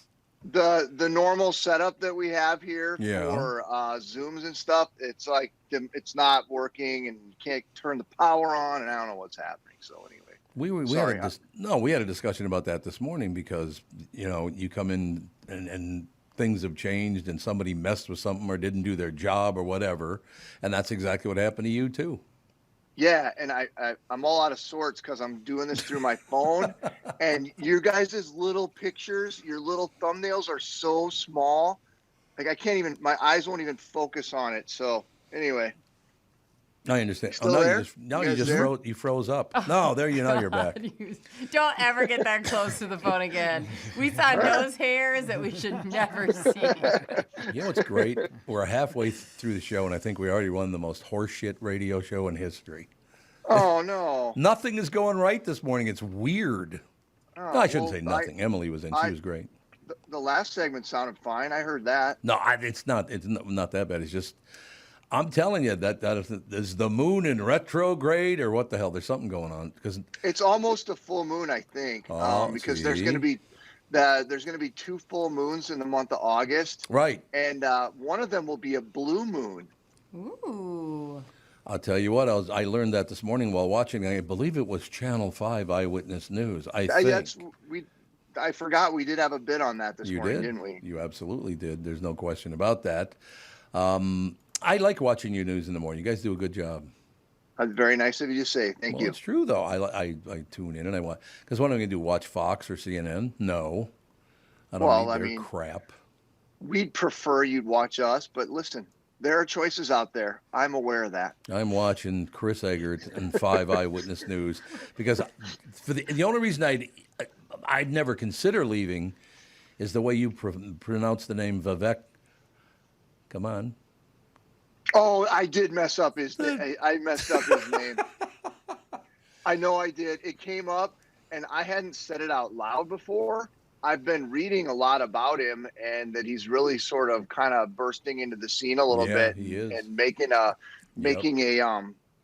like an impact. And he might, people are thinking he's, got an outside chance. But I hadn't said his name out loud yet until today, and I don't even know what I said. It was like, real quick. I don't know who we're talking about. Yeah, Who's me this? neither. Yeah. Tom, who are they talking? We're going to get to it. Relax. Oh. You guys are in a weird mood today, man. That's the reason why I didn't bring up how to say it, because you said Vivek Ramaswamy, and his name is Ramaswamy. It's Ramaswamy. You guys don't know who Vivek Ramaswamy is? No. Really? Holy Christ, we got problems. Who is he? Oh, he's just charging on to he was born in America, but his parents are from India. He's a very, very smart man. He's been on the Family Show a couple of times before he even ran for office or any of the rest of it. Oh, really?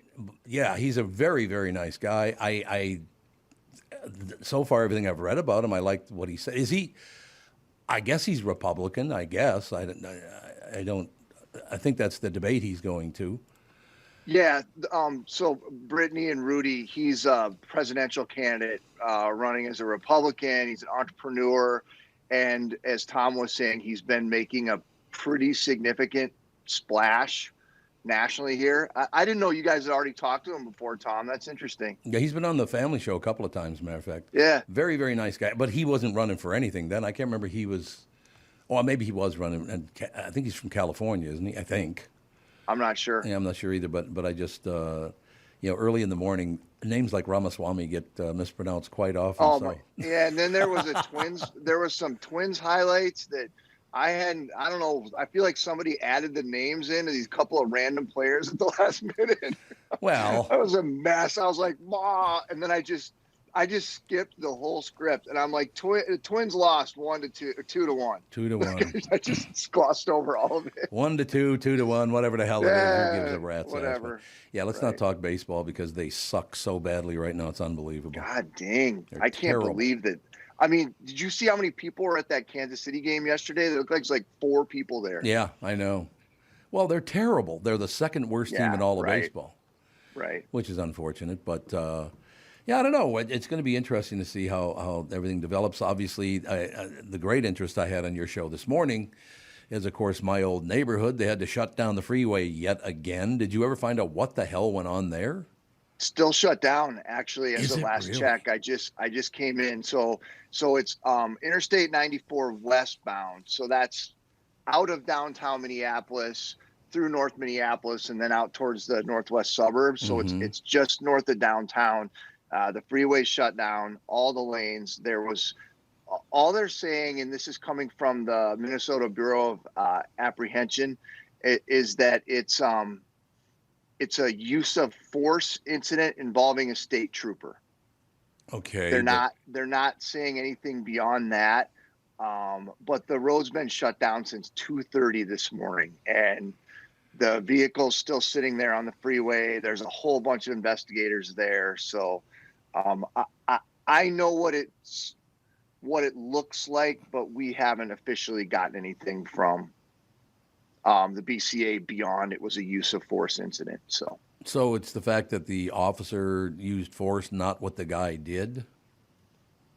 We don't know that yet. Yeah, I don't know that. That's why I'm asking. Yeah, exactly. Yeah, no, they don't know that. I do believe our reporter, Kelsey's out there. I think she did say we do know that no officers were hurt in it. But no, we don't know anything about circumstances, nothing about it right now. So they're being very quiet about what's going on. Well, the reason I'm asking you that is it's interesting they use the phrase use of force incident, which a lot of people are going to read as the cop did something wrong, and that's not what that means. I think it's more of a legal way to describe what happened. Exactly. We got to be careful with that stuff because most people are going to think the cop did something wrong. And I don't know if he did or not. That's not what I'm saying. But a lot of people are going to assume he did because of the way it was phrased. Yeah, I agree with that. In fact, we talked about that quite a bit this morning in between commercial breaks, like to make sure we had that right. that's coming from them. That's the way they described it, and I think that's a legal thing to describe what happened. It's so, but yeah, we don't just waiting to find out what's going on with that. It looks like they're getting more of the area cleared up, but we don't have any indicator at all. Nobody's telling us anything about when it might reopen. Yeah, I mean, it's been closed, what's said, 2:30? Mm-hmm. I was on my way in this morning, and there were signs, all the big warning signs on the freeways, like they were all warning. So I know the whole system was telling, MnDOT was putting the word out that road was going to be closed. And I knew it must have been something big, because I was, I think I was rolling through downtown about 3:45, and they had one of those big armadas of MnDOT trucks, like with pulling the trailers on the back that have the lights that like reroute people, and there's like 7 of them rolling down the freeway. So I was like, I don't know what's going on here, but it doesn't look good. No, it did not look good, I'll tell you that. News brought to you by Mr. Money Talk, Josh Arnold. Call Josh for your free 48-minute financial evaluation.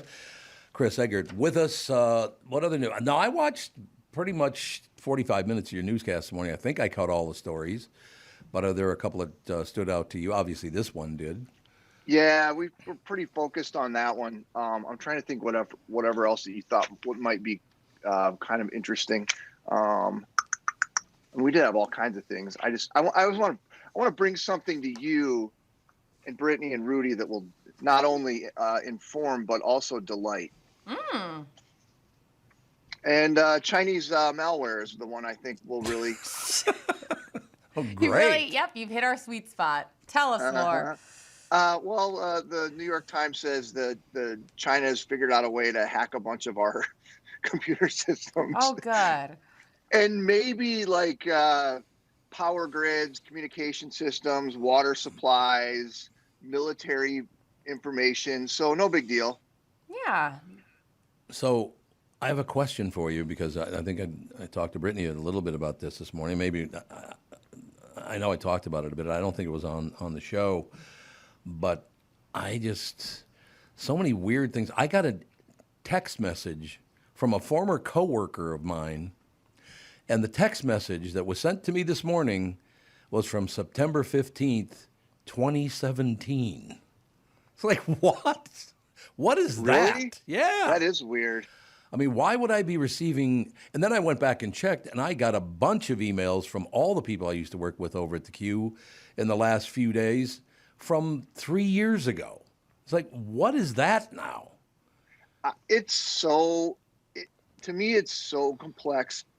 Not only just our phones and like the systems that Apple or Samsung or whatever your phone might be, like the cloud and this and that and whatever. And so all that stuff, think how complex that is. And then you think of like these hackers who are able to find their way and using it feels like it's a matter of time before somebody's able to penetrate one of those things like the power grids, which is, I mean, very frightening if you think about how hot it is right now in the South. And if someone was able to, get in there and turn off the power to a place like Houston or Las Vegas or Phoenix, I mean, that would be catastrophic.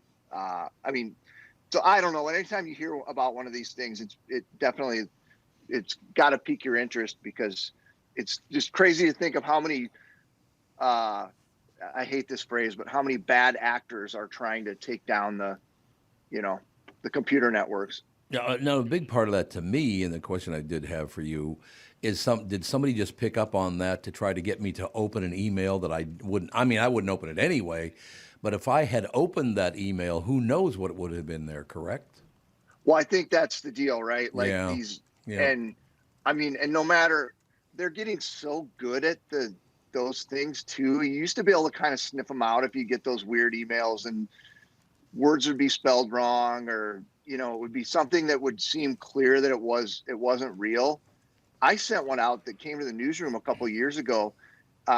It looked to me like a CNN article, and I thought somebody had sent it, and it looked exactly like the article, and it looked like a news item to me. And I sent it out to the newsroom. I was like, oh, we better look into this. And then I looked again. I'm like, it was totally one of those Thank God no one else was dumb enough to open it up like I was, and it didn't like infect our system or anything. Good. But You should have sent a follow-up email that said, "You passed the test. Just checking to see if you're up to date. Good job." I'm always here to quiz you and make sure you guys are being technology safe. No, people are not giving them their bank information like they did several years ago, I hope. I mean, I think there's still so many deceptive things out there. Yeah, there's another one that I was trying to get something or other, renew a driver's license or something, and you Googled it, and then it sent you to a certain site, and I started like putting in information, and I looked at the address, and it was like a .net or something, and I was like, holy crap, like otherwise it looked exactly like the website, and I don't know, that stuff's, it's crazy to think how many different things are out there. Yeah. When you're buying tabs for your car, that's a big one. Yeah. That's a big one. They've figured out a way to be able to make it look exactly like a government, and it's so close. It's almost like .gov, but it's GOVV or something like that. It is, and that's what happened to me, Rudy. It was the same thing. Yeah. And I started putting the credit card information in there, and then I looked again. I was like, wait, what? I don't know. I don't know how people aren't getting scammed all the time. Well, they are getting scammed all the time. Now, you can get your tabs now at what, Cub Foods or someplace, can't you? A couple of them. They're not. It's not rolled out system wide yet, but that seems like a great idea to me. Yeah, that's great. With all due respect to all parties involved, those going to pick up a license or do anything, it's such a mess. Yeah, I'd rather just go get the tabs, have someone hand them to me. I don't need to have them sent to me. Forget it. There's too big. I don't know if it's a big risk, but there's a risk. So who needs it? Right. Yeah, I agree 100%. I really wish people weren't so disgusting and filthy like that for money. It's everything's about money now. It is. Just sad. I agree. It's unfortunate, but I don't know. I don't know what to tell you. I have a hard time believing that so many people don't care how much they hurt other people. Isn't that amazing? I don't think we talked about this before. I don't think people have any empathy for other. I mean, I just don't think people they've sort of lost their caring for people if they ever even knew it, which is sad, or if they ever even had it. What else? Any positive news? Well, they put up a statue of Suni Lee in St. Paul. So I saw that. Cool. They put that up at Phelan Park. Yeah. Can you imagine the future? Like her, she's so young, but she's already accomplished so much, and she sounds like she's going to go back and try to do it again. I mean, what a cool story. Yeah. I do like that. There's no question about this. So they put where is the statue again? I think it's in Phelan Park. I think you're right about that. Well, how nice is it? How old is she? I mean, she might be 21, but she's not much older than that, I don't think. 20. 20. She's 20? Okay. What did you achieve? What did I achieve by the time we were 20? I don't think we had statues of ourselves. No, maybe not. I can't remember, but I don't think any of us had statues. My family didn't even have a picture of me hanging in the house, let alone an actual marble statue somewhere. In their defense, you didn't show up for graduation, a lot of it, so there's that. Yeah. I have a hard time with anybody who's still alive getting a statue or a biopic movie or anything. Let's wait until they pass, because then that way interesting. Because there's a lot of life Suni Lee has, and I hope that she lives to be 100. But she could. I mean, who knows? Maybe she ends up going radical in completely opposite direction than what we thought she was, and she turns out to be a spy for China. I'm just saying. Well, it's almost better to do it with the short amount of life she's lived, because there's less likely us to find something in that 20 years than when we find somebody who's like a bajillion years old or been dead for a while, and then we're like, oh yeah, in the 100 years they were alive, they did this and that and this. Yeah. So maybe we have a better chance of her not having some skeletons in her closet. Yeah. I just think it's jealousy because she got a statue and we didn't. I'm pro statue. Yeah, you know what? Yeah, tomorrow we're going to put one out on Brittany. Front door here of the studio, right when you walk in. It's a little fountain, just her spitting water out of her mouth. I like it. The Brittany fountain. I don't even want to look at a photo of myself. The idea that there would be a statue would be just painful. I agree with that. That seems horrifying to me. Like, oh my God. But I have a question. Are those the faces on statues, are they ever accurate? They kind of look like the person, but are they accurate? I mean, it must be really hard to do that. I would think. Right? Yeah. Well, I told you guys we went down to the Twins game. I had friends of mine in town from San Francisco. They're huge baseball guys. And we walked around Target Field, and there was the statue of Ken Herbeck, who's outside of the Target Field. Mm-hmm. Great statue of Ken Herbeck. He's got a big smile. Looks exactly like him. And then we got to the Kirby Puckett statue. And it's rough. My buddy Jeff said, if they ever build a statue of me, please make sure I'm still alive. Because that Herbeck one looks amazing, but this Puckett one is a little off. Oh, really? Yeah. So what do they do wrong? Yeah. It doesn't quite look like him. His eyes are a little sunken in. He's a little more rotund than he was it just does not match. The Herbeck one, on the other hand, it looks exactly like it did when he was standing on first base back at the Dome. Yeah. Right. Well, maybe it's because he was alive and he stood there and watched him build it. Yeah, that's what I'm saying. Be alive and watch him build it, because Puckett had no say in what that statue looks like, and it's a little off. It just looks like it looks like cartoony almost the way they did it. Yeah, the face doesn't look real at all. It's weird. What are you gonna do? But at least he got a statue. But he had to die for it, so unfortunately. That's true. What other statues do they have? I've never even noticed that. I know they got a Herbeck one and a Puckett one. Do they have any other ones? There's a big, isn't there a giant glove down on the main plaza when you walk in? Yeah, I think Carew is. I think Carew's got one as well. Oh, that would make Carew's sense. down there. Yeah, that would make sense. Is he coming to the fair with us this year? Somebody told me he was. I don't know. I don't know. That's That'd be pretty cool. That would be great if we could get him. I don't know. I know Don Shelby will be there, but I don't know about Carew. Let me check. I had heard that he was going to be there, but that'd be kind of cool. Just make sure we don't bring Gelfand that day, because Gelfand's going to come to the state fair. Those two kids don't get along is the point. I can't even imagine if we were one more floor up, Gelfand would be like, I'm out. I'm not going up to the fourth floor. So the idea that us going to the state fair when he's like, doesn't like if I put my purse on the ground and then carry it anywhere, the fact that we'd get Gelfand to the state fair would never happen. So I looked it up. So all the statues around Target Field, there's Rod Carew, Harmon Killebrew. Oh, Harmon, love Harmon. Kirby Puckett, Tony Oliva, Ken Herbeck, Tom Kelly, and then Carl Pohlad and his wife. Oh, that's nice. Yeah. I like that. Mm-hmm. Is anybody missing? I'd have to think back. And now I'm going to get a call from Laudner later on, right after the show. You mean Nick Punto didn't frickin' have a statue out there? Nick Punto. There he is, ladies and gentlemen.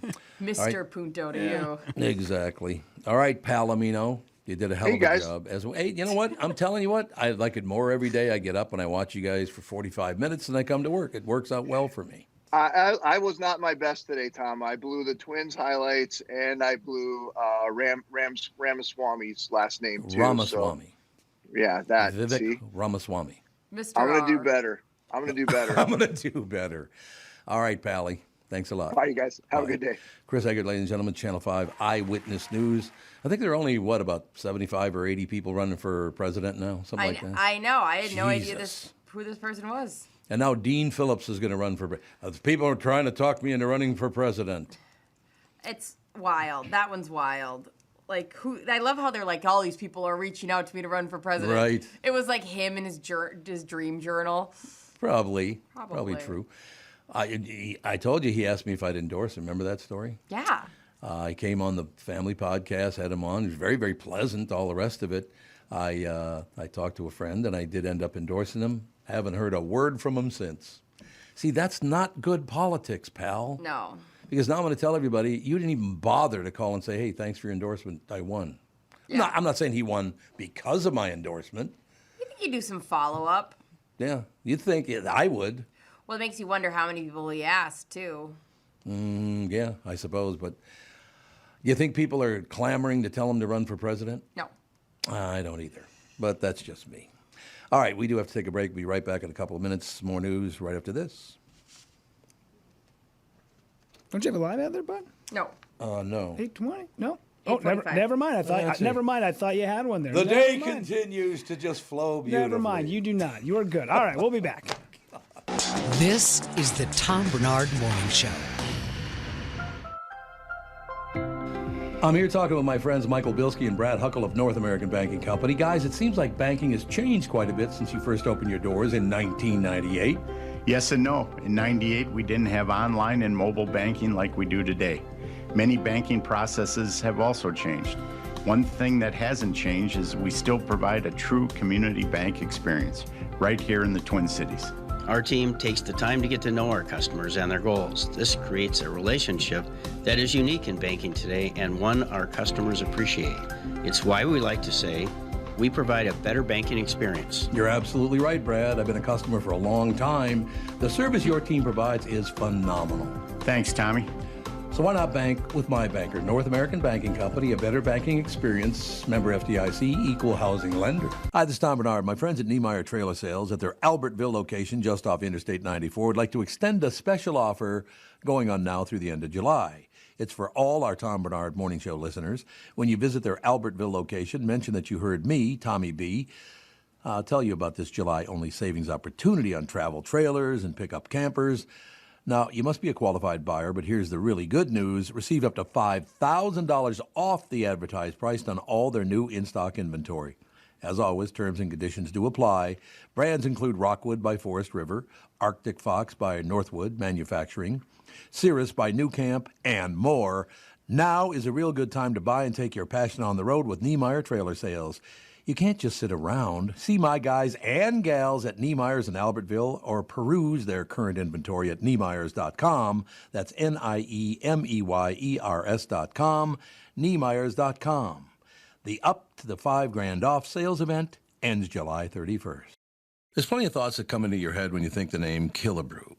Of course, there's the Minnesota baseball legend, Harmon, who was responsible for many a favorite memory at the old Met Stadium in Bloomington, and many a baseball that ended up in the stands and in the gloves of adoring fans from his home runs. There's Killebrew Drive, the legendary road that connects Highway 77 to the Mall of America, and a day of shopping you'll never forget. My current thoughts for the name Killebrew is fun floats in our kitchen with my kids and grandkids, a cool, refreshing break in between innings at Target or CHS Field. Or maybe a perfect sunset paired with a sweet, frothy beverage after fishing or on your favorite walleye lake. Killebrew root beer and cream soda. Grab a six-pack at a grocery or convenience store near you. I'm Tom Barnard. This spring and summer, enjoy the one Killebrew root beer and cream soda. Gluten and caffeine-free with a generous portion of delicious thrown in. Killebrew, where memories are created and legends are made.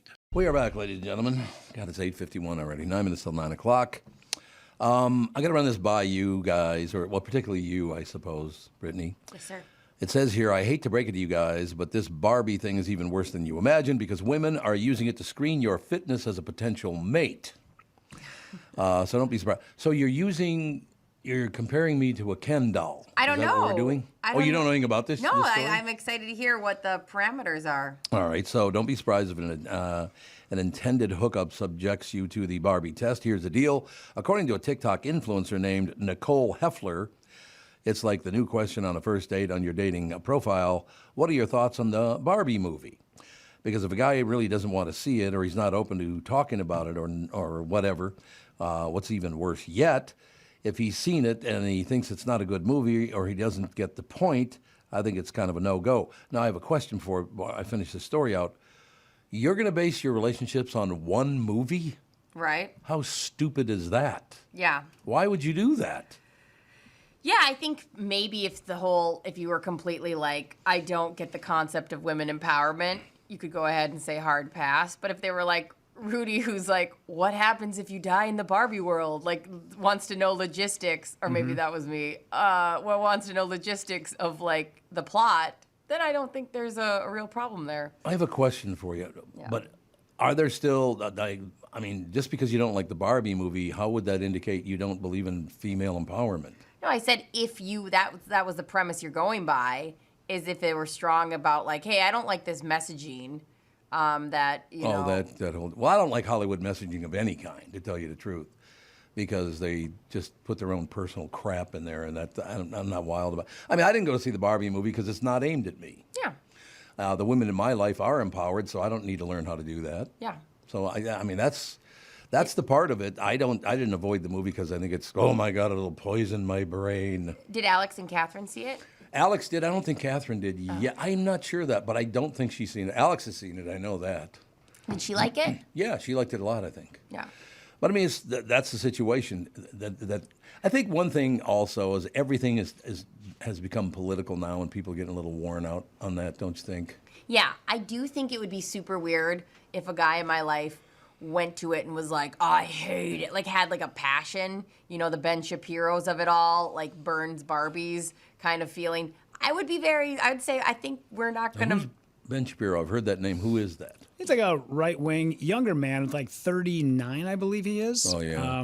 But Jewish, really polarizing, very polar. He was the guy, if you remember when Home Depot there was something that was going on with Home Depot, and he went in and he bought like a plank of wood, and he was like out in the parking lot of like, I bought this wood made by Americans. And people were like, you bought a 98-cent piece of wood. Like, how does that symbolize that you're an American, you weirdo? Yeah, no, I mean, like, because I just saw a video of him burning Barbies, and I'm like, anybody that would take this an action of extreme, like, well, I don't care what your message is, we're never going to make it as a couple. So, like, that's where I go, I guess it'd be a good buffer to, like, get out people that get really worked up easily. What is Ben Shapiro on? Does he have a TV show or something? I think he's got a big YouTube following. Oh, big YouTube, yeah. He makes a lot of appearances on Fox, and you're right, it is difficult because I really do enjoy Ben Shapiro. I think he's very smart.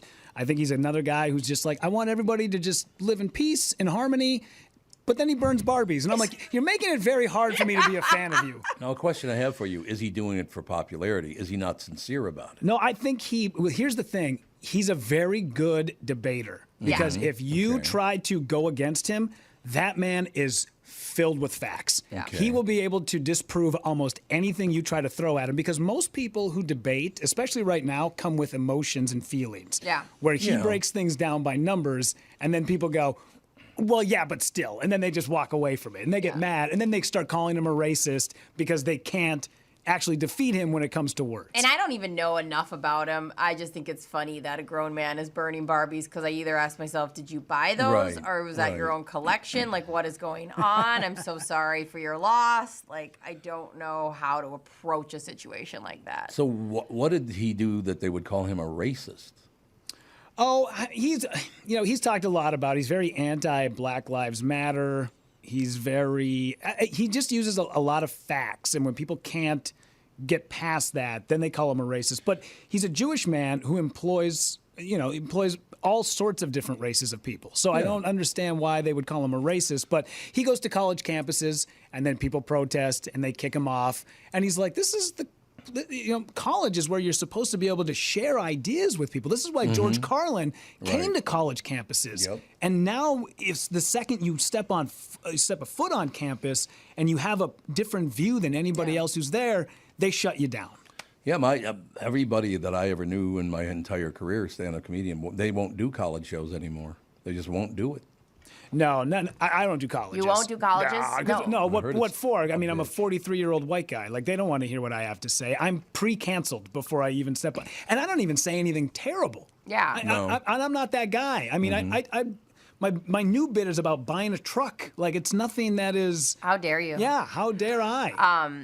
Is there money to be made on the college campuses tours? There can be, but you really have to be, as a comic, you have to be young, and you usually have to be minority. Interesting. Well, isn't that racist?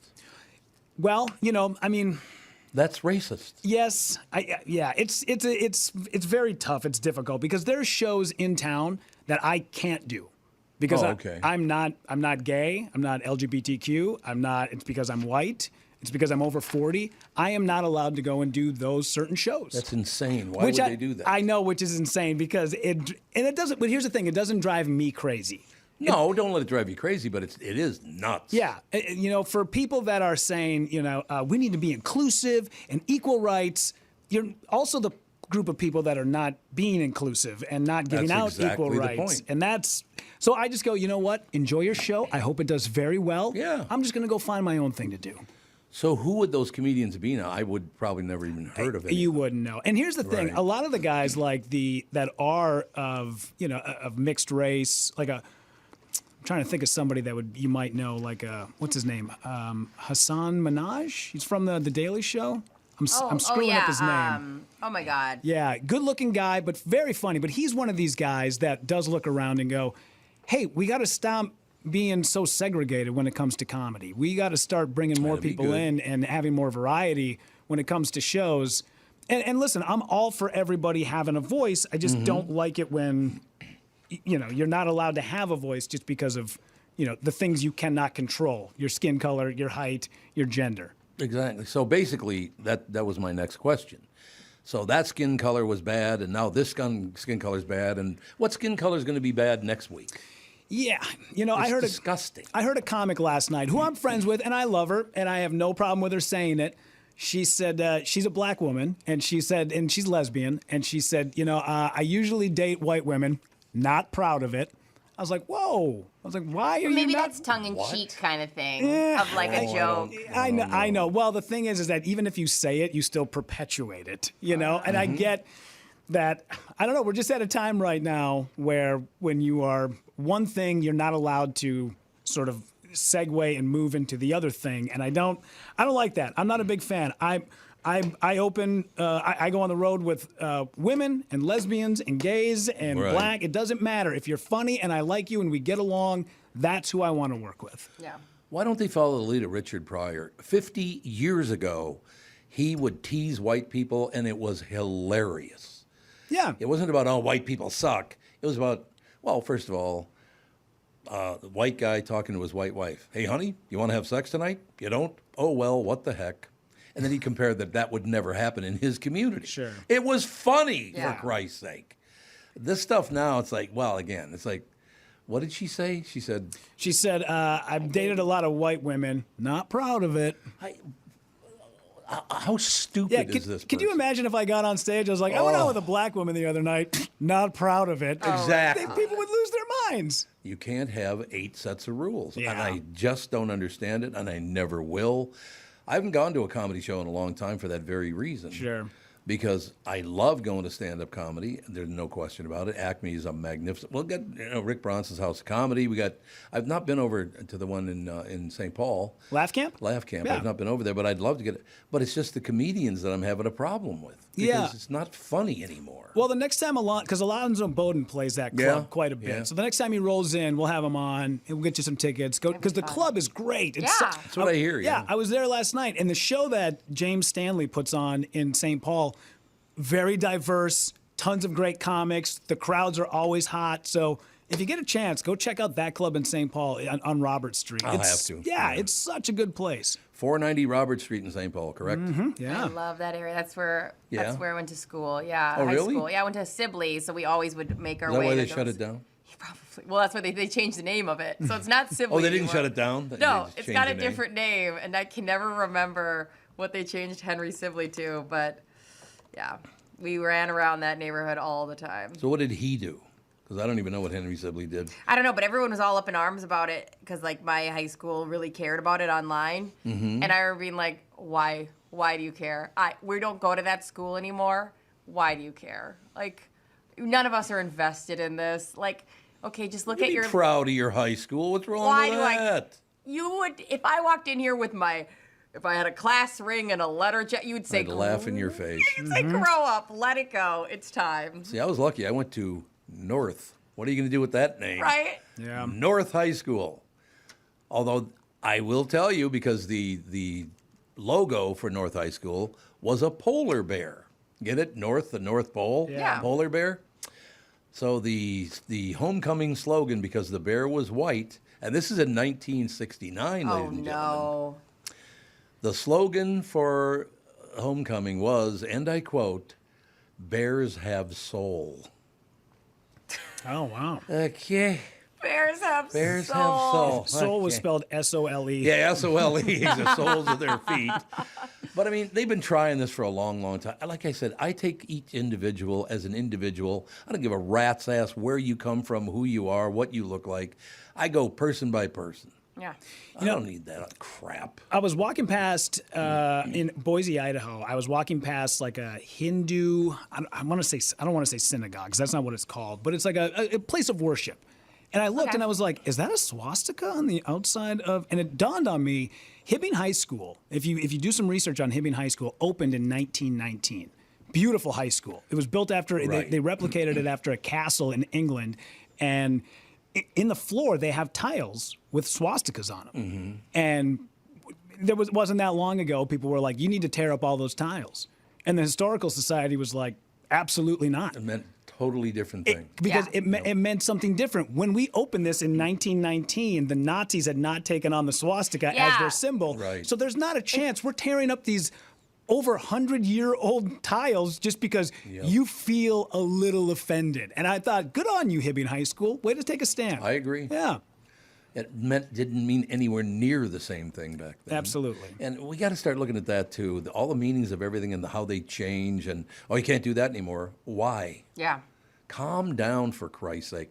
Why don't you get off your ass and go achieve something instead of bitching nonstop about everything? Listen, some of this conversation, am like, yes, I agree. I will say this from a marketing standpoint. If you're gonna change one of the most popular lakes in Minnesota, can you change it to something that we can all easily pronounce? Just from a marketing standpoint, that would help quite a bit. Because, I'm all on board. If you find out that this represents, there's a lot of people that we're in charge where we go, do we really need to idolize this? Or can we change whatever, can there be shifting or whatever, get it? But, just from a pure, all of us being in radio and seeing Madej Bakaska pop up, the panic that can ensue when it first came up. Yeah. I mean, all of us were like, remember on the morning show, we had experts coming in to help us talk about it. Just because and to this day, we all say it differently. And I'm like, yeah, just from pure, absolute look into what catches on, look at some big time branding. This is not going to catch. You're going to have a lot of flack. This is never going to be popular if you don't have a name that people can pronounce. No, it's true. Well, we could follow the lead. It was the Cowsills. Indian Lake is the place you can take in the summer sun. Look at that. Look at that. We got a little ditty. I still don't understand why the word Indian is... Because doesn't Indio just means with God? That's where Indian came from, didn't it? And that's where I have to follow the lead of, the minority or the community that what they want, because I don't know. I have no idea what's offensive to your everyday person. Well, everything's offensive now. But if a community is in a group saying, "Hey, this is the name," okay, cool. Yeah. I have no problem with changing titles of whatever you want. Yeah, I don't care either. But yeah, I know you don't. The problem is that it's displaced rage. Because I saw a video this weekend where there's a guy who's dressed up and he's got a sombrero and a fake mustache and a poncho. Uh-oh. And he's walking around at college and he's asking 23-year-old women, is this offensive? And they're like, that's cultural appropriation. You need to take that off right now. How dare you? And then that guy walks on down to, I guess Little Mexico. Yeah. And he's asking all these Mexican dudes who are hanging out drinking cervezas. He's like, is this offensive? They're like, no, we love it. We think it's great. Yeah, have a beer with us. It's great. That's where I always fall is I'm not going to say things are offensive for just offensive sake. Yeah. First off, I'm rarely offended in general. I can't get my heart rate up at all. But if a community, it's just why you have to reach out to the community that you're talking to. And also things change. There's people have sense of humors about things and I don't know, it's you can weaponize something, it can be mundane, there's all those things. It's just so layered. Well, one of the biggest problems we have now is because the people in charge throw money at everything. So if you complain enough, they're going to send you a check. There's no question about it. And as soon as you brought money into it, it changed everything. It's disgusting. It's hard to figure out people's motives, with some things. And then there's this, what sucks is people that really need funding and really are, in situations that are systemically terrible, then they don't see it because they're not going to be, they're working their asses off. They don't have time to complain online. Right. So, yeah, I think that's problematic, absolutely. Tell everybody to calm down. Relax. Calm down. How about that action? There's a Taylor Swift song I think you'd like. It's called You Need to Calm Down. Ooh, I would like that one. I know. I don't know why I haven't played it for you. Oh, is it? It's a good song, too, not just a good title. You know I love everything Taylor Swift. That's true.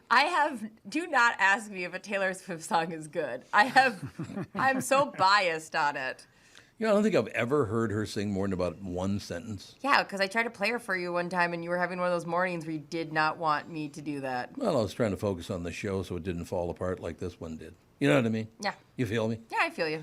But no, she's a very attractive young woman. Seems like a very hard-working young person, and everybody tells me she's a really good singer, right? Yeah.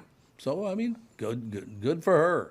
Yeah. She figured it out and took care of it. It's fun. We were listening to it on the way home from Bemidji, and we were laughing because we were like, you need to calm down. And it just, like, hit me yesterday. I was like, this is Tom Bernard's song. You need to calm down. Calm down, for Christ's sake.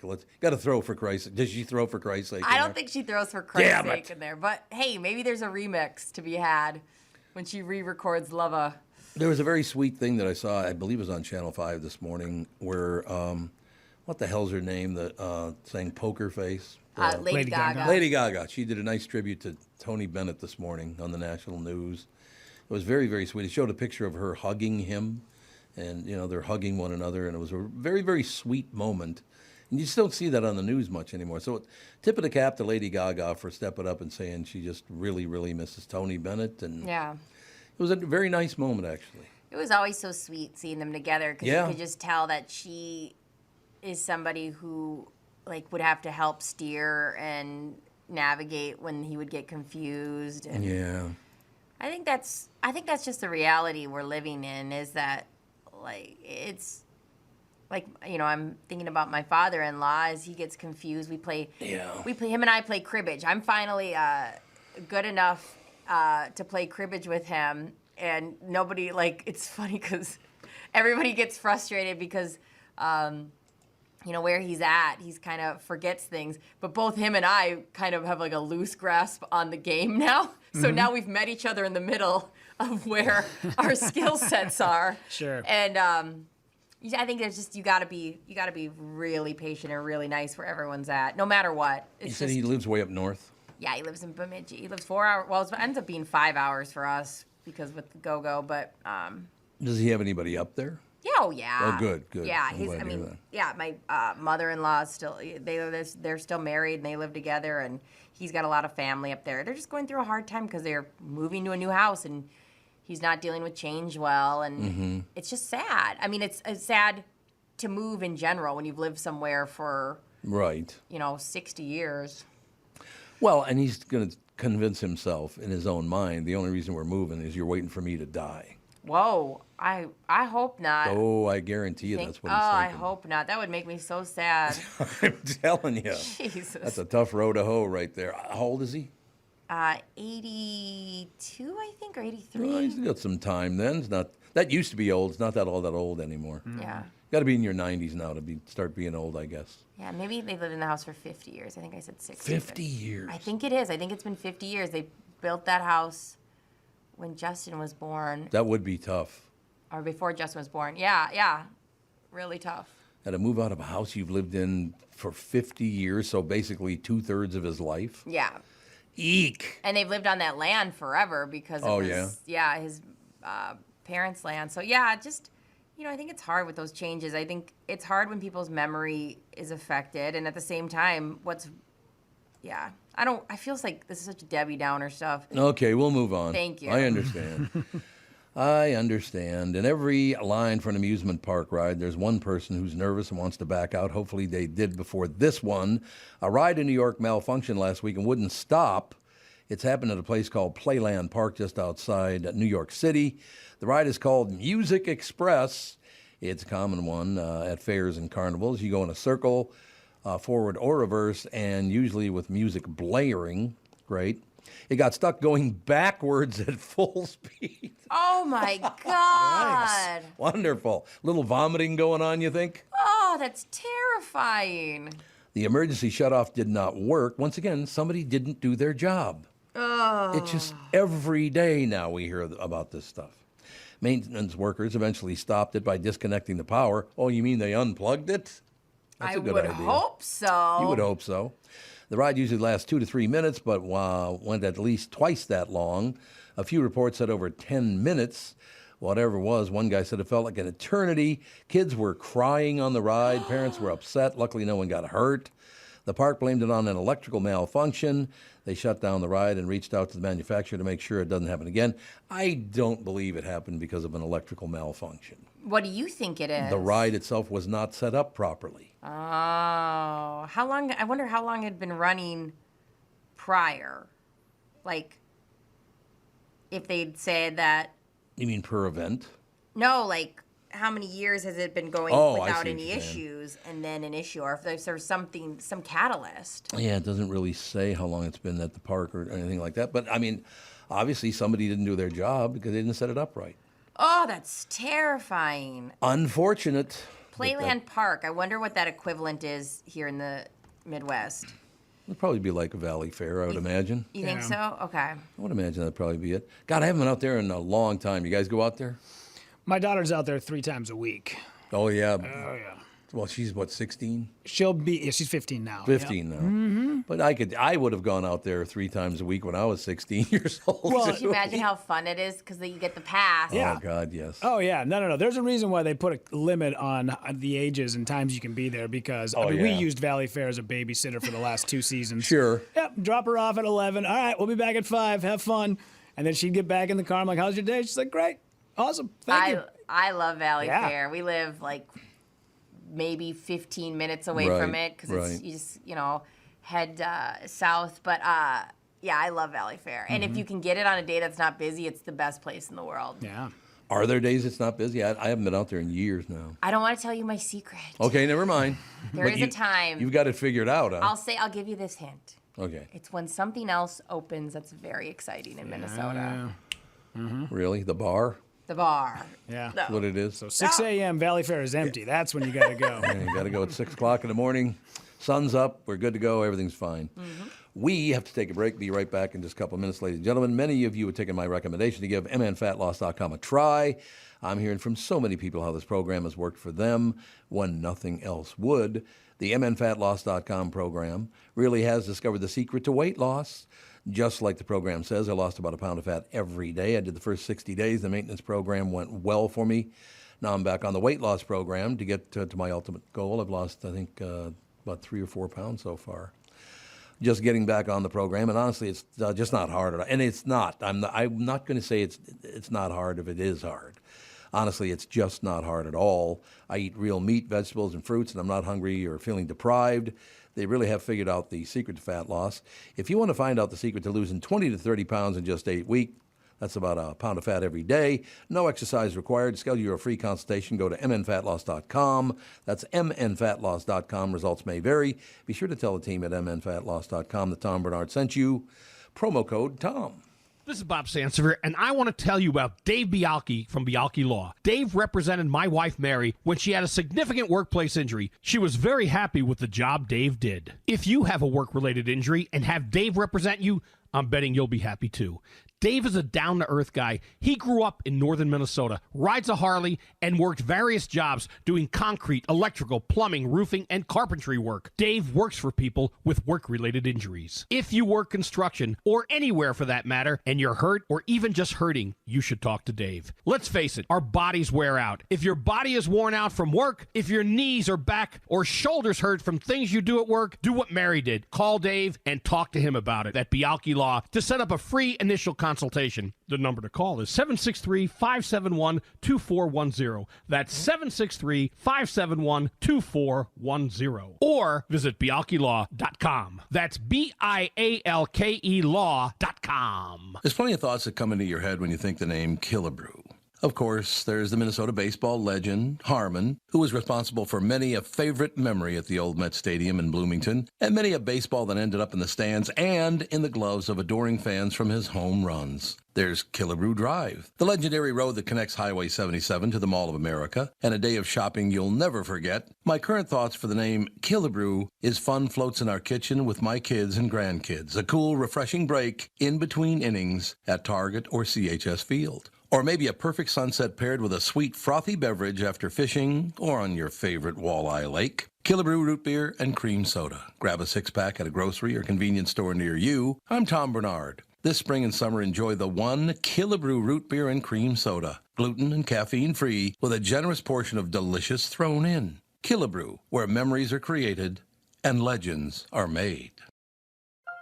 Hello, I'm Brad Huckle, President and Chief Lending Officer at North American Banking Company. And I'm Michael Bilski, CEO at North American Banking Company. As a locally owned and operated community bank, we work with many multi-generational businesses. Take Personal Care Dentistry of Roseville, for example. Dr. Walter Hunt, also known as Painless to me, has been a longtime customer of the bank since we opened the bank in 1998. When his son Kyle was ready to join the practice, they wanted to expand quickly. With their additional space and equipment, they now are able to see more patients each day while providing the same level of care and service. Okay, guys, I'll take it from here. If you run a family business or any kind of business for that matter, you should be banking with Brad and Mike over at North American Banking Company. Every time I deal with them or their team, I know I'm working with experienced professional bankers. So why not bank with my banker? North American Banking Company, a better banking experience, member FDIC, equal housing lender. We are back, ladies and gentlemen, 9:20 now, 20 minutes after 9 o'clock. It's a very, very nice day. It's sunny and 71 right now. A very pleasant day coming up. It's already a very pleasant day. Phil Mackey with us, SKOR North. What's happening, Pally? Yes, let's go. Let's pump. Let's wait. Get away from me. No. Get away from me. No. Honest to God, Phil, I can't. They got swept by the second worst team in baseball. Not only that, the Royals. Not only that. The Royals collected 10% of their wins on the season this weekend against the Twins. 10%. It's unbelievable. They've been playing baseball for 4 months, and they collected 10% of their wins on the season this weekend. Before the weekend, they, along with the A's, were on pace to potentially flirt with or break the 162-game loss record. Right. And I think the Twins have helped them comfortably sort of step away from that ledge. So that's a great performance to put on if you're the Twins. Sure. Looking to nudge the front office before the trade deadline, right? You know, who wants to be here? Who wants to add some talent? Nobody? Okay. Sounds good. No, it's pretty amazing. Like I said, I didn't watch the first two games, because I was out hanging out with family and friends and just having a really, really great weekend and all the rest of it. I did see the score. I watched the last few innings of the game yesterday. That team right now is horrendous. Yeah, they look like they look like they need another all-star break, which was 2 weeks ago, by the way. Exactly. To clear their heads. I didn't watch the game yesterday either because my wife and I decided, let's join the phenomenon. Let's go see Barbie. Oh, how did that? Are you going to do a segue right here into Barbie? I mean, we can either talk about the horse bleep twins or we can talk about, dude, this movie. Have you guys seen this movie yet? Yes, I have. Yep. Okay. Tom, we got to get you out there. We got to put on your pink, maybe a salmon-colored shirt just to split the difference. But Phil, did you go pink? So I don't have any pink. I used to have a Kevin Bacon, like a pink shirt with Kevin Bacon's face on it. I like it. Don't ask me. That was the only pink shirt that I had. So I was like the only. It was a packed theater. We went to the St. Anthony Main, the revamped. Oh, I love that theater. The brick street outside, the waterfront. And I mean, it was like, if you take away Star Wars movies and Marvel movies where people dress up and they wait in line stuff, I can't remember the last time a movie came out and people, like literally 80% of the theater was dressed in character or wearing pink of some kind and cheering at all the different like moments and laughs and stuff. Yeah. It's going to hit $1 billion at the box office here in the next like 2 weeks. Right. No, I can see why people enjoy it, go and have a fun time and all the rest of it, but I don't know anything about Barbie. I never watched Barbie when it was a TV series. It's too long. It's 2 hours long. 2 hours is so Oppenheimer must be, that's like a 3-hour movie, off right? the table completely. Not a chance I would go see it. I do think, Tom, you would like it because there's enough tongue-in-cheek things that are pretty funny. But it's too political, too, isn't it? It's more like social commentary. I don't think it falls on any political it doesn't. side. Okay. No. I think that, No, it shines a light hilariously, unless you're easily offended or something. It shines a light on how men have sort of run things for a long time, and now Barbie world is the opposite, where women run things, and then the two worlds sort of look at each other in a mirror. And I don't know, it's a Barbie movie with some fun sort of tongue-in-cheek, like poking at society, I guess. That's how I would frame it. I mean, it's just not my kind of deal. It's like Oppenheimer's not my kind of deal either. I'm very picky about my movies. I am. I'm very touchy and picky about going to movies. Would you ever dress up for a movie in a Not theater? a chance. What would get you to throw like a Chewbacca costume, Tom? I did wear a tuxedo to go see The Godfather and pretend I was at the wedding. No, I did not. He brought his own horse head. Yeah, I brought my own horse head with me. Well, you wore that cowboy hat to Brokeback Mountain that time. Yeah, of course. Again, because I wanted to be a target, just in case somebody wanted to shtup. Yeah. Now, the assless chaps wearing it to that movie was probably a little But he wore bike far. shorts under Great because ones. he is, modest. No, I have not been to a movie in a movie theater for quite some time because the movies right now suck. Oh, we got a submission. Bernie sent us one that he thought you might like. Sounds of Freedom. I think we've talked about that also. And what is it? Sean wrote it in. Sound of Freedom. They said it was worth to go see. And was anybody? I've not heard of it. I'm sorry, it's 2 hours and 15 minutes. It's going to be probably a hard pass. Yeah, I believe it's about child trafficking, isn't it? Yeah. Yeah. Oh, Jesus. But I guess, Super uplifting, yeah. I mean, if Bernie wrote it, he's not like a Debbie Downer guy. Bernie's pretty much like he wants a happy ending. So I'm Sales thinking, manager? Yeah. He's got a horrible human being. Okay, calm down. I just talked to him last night. That's what I could say. I love how you can afford to piss off the sales manager, but me and Rudy can't. We're both like, he's lovely. We love him. Let's go after Ginny right now. Listen here, Hubbard. Oh, no. Oh, you big We all baby. start Oh, sweating. sounds like my reception's breaking up. That's just me trying to get out of the business. That's all I'm saying. There you It all go. works out in the end. It keeps pulling you back in. Pulling me back in, man. No, I mean, look, if you want to go see Barbie, good for you. I'm not saying, oh, what'd you go that for? It's not my business, first of all, what you go see. It's just not something I'd be interested in the least. I will say Ryan Gosling, once again, another performance where he's just showing his 12-pack of abs for 2 hours. I making us all feel like know. idiots. Can we go like just one movie without just making us all feel like ass clowns with our physical condition? Ryan, I have a list, by the way. If it hits $1 billion at the box office, God, it's amazing. it would become one of the 50 most financially successful movies of all time. Only 50? There's Lord of the Rings movies that didn't hit $1 billion at the box office, for God's sake. No, that is impressive, of course. How much is a movie ticket now? I don't even know. I have no idea. I don't even know. Well, it kind of depends, yeah. Because I'm actually going to pay a little bit more, but probably worth it. $15 or so, $17. Okay. If you go during the day, I think Tuesdays is usually a $5. Any time of the day. Tuesdays, that's right. So there's always different times. Now, the reason I bring that up is because Andy and I went and saw a movie, I guess about 3-4 years ago now, and we bought the expensive tickets, whereas one of those science fiction kind of, not really science fiction, but where the chairs would move along with. Oh, yeah, like a little bit interactive. Yeah, a little bit interactive. Wow. So we paid a lot extra for those, and we were the only ones that paid for them because the other 5 women sat on their phones the entire movie in that section. That's insane. Didn't pay for the tickets. They didn't pay for the tickets. They had regular tickets, but they sat there anyway, and nobody bothered them. You can do whatever you want now, and nobody will tell you you can't sit there. You didn't pay for it.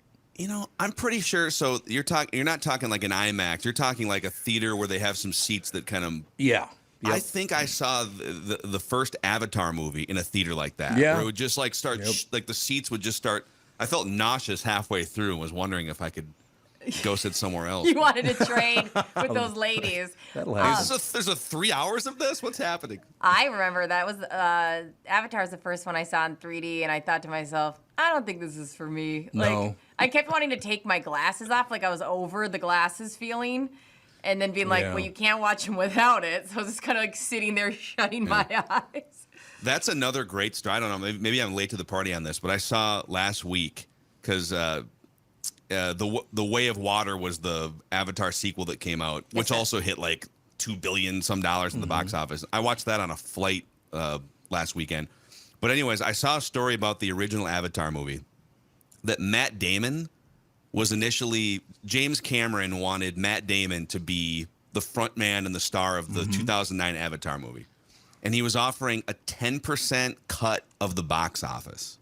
And Matt Damon turned it down because I think he had like the third Jason Bourne movie to film or something, which I'm sure did well too. Right. But Avatar did $2.9 billion at the box office. And so he essentially turned down a tick under $300 million saying no to that movie. Who hasn't done that, though? You know? $300 million he walked away from. I suppose That's you got insane, that much man. money, you don't care, do you? And if you're him, you're probably pulling, what, $25 million on a... If you show up for 2 weeks of filming, you probably get $20 million for any movie. Yeah, that's I would probably guess, true. right? I'm glad we're talking about movies and not sports. It's put me in a really good mood. Really, it has. I'm just telling you. It's good. Yeah. Well, honest to God. The Twins, unless the Twins have a movie-like end to the season, I think, or maybe it's going to be more like a depressing end where you're hoping for the silver lining, and then it's like The Departed, where everyone just gets shot, and you're like, whoa, what happened? Now, see, there's a good ending right there, ladies and gentlemen. I've seen a couple of good movies on TV recently, some streaming movies that have been pretty good. Asteroid City, I thought wasn't a great movie, and I'm sure there are people that would hate it, but I enjoyed it. You enjoyed it. You got lost in the story. It was I'm not big on getting lost in stories. okay. So Yeah, I don't get sucked into a lot of that. okay. I don't know why. You just sort of watch from an emotional distance. Is that what you're saying? I guess. Unless you drag me in, I'm just going to sit here and, I don't know. Yeah, but it is amazing. Like movies, I think we've talked about this a little bit before, but it's because there's so many streaming platforms. It's more likely that you're going to get an 8-part Netflix series than like Arnold Schwarzenegger. We talked about he did like an 8-part. It's called Fubar on Netflix. Fubar, It's an yeah. action. It's an action movie, but it's just let's film more of it and bust it out over 8 or 10 episodes. I think the best thing I've seen recently is actually the 3-part Arnold documentary where they did. There's Fubar, and then there's the 3-part sort of look at Arnold's life. Right. And he had a brother that died in a car accident when he was in his teens, and then his dad died young. And so the documentarians the producers were trying to get him to open up emotionally, right? Like, God, what must that have been like? What was it like to kind of pick up the pieces as a teenager? Your dad dying, your brother dying, and he just kind of stares into the camera and he goes, "Move forward." Oh, you didn't want to talk about it. I didn't know. He said, I didn't think about it ever again. They died, they're gone. I miss them, but it's time. Life moves forward. You must move forward. That's a pretty good impression, by the way. Mm-hmm. Is it? Yeah, not bad. Yeah. We got to get to the choppers. Get to the chopper. The bridge is out. This is the a bridge is ferret. out. That's the one I always go. This is a ferret. And then there's the kindergarten cop, too, where it's, get your toy, bring it to the carpet. Bring it to the carpet. I'll never understand how that man ever made a dime. Oh, my God, he's hard to watch. Well, also, Kindergarten Cop, isn't he like a third-generation Chicago cop in that movie? Okay. How the hell do you have that accent if you're a third-generation Chicago cop? There you go. He just decided one day, I'm going to talk like an Austrian. Yeah. Yes. Watch too many movies. His dad likes the Bears, but he's the more Bears. of an Australian Premier League fan, I guess. Was he in a movie called Running Man? Yes. That when he did that, it finally got to me. I said, I can't go to any more of his movies because he's That talking was to it. his wife about somebody he had just seen, and he goes, "I saw Al." She goes, "Who?" Al from Vic. I'm like, I gotta go. That guy's terrible. He's a terrible actor. I don't care what language he's speaking. I don't know, man. Commando? But he didn't talk in that, did he? Oh, no, he walked around. He had what was the name of the gal she was on Who's the Boss? Plays his daughter in that movie. Yes, She's great. that's She was right. good, yep. Yeah. The movie starts and his daughter just gets like instantly kidnapped by some foreign outfit, and then he just like puts camo on and goes on a rampage for an hour, and that's the movie. Yeah. Was that Alyssa Milano? Alyssa Milano, That's yeah. who I There thought. you go. They always talk about Taken being like that quintessential, Liam Neeson. Dude, that movie starts out with him chopping down giant trees by hand, and then 9 seconds later, his daughter is kidnapped. And then he just blows up the city getting her back. Works and for then me. He actually, I love it because he takes a guy, like they're fighting right at the end. They're fighting in like this boiler room. And he sticks a guy with like a pipe and a bunch of steam blows out of his stomach. And he goes, blow off some steam. Yeah, and there's always going to be the one line in every one of them, right? Oh, my Blow God. off some steam. And you guys I was wonder doing why I a locked tour- myself in the house. Do you wonder why? So good. Lock yourself in and go on an Arnold Schwarzenegger movie binge.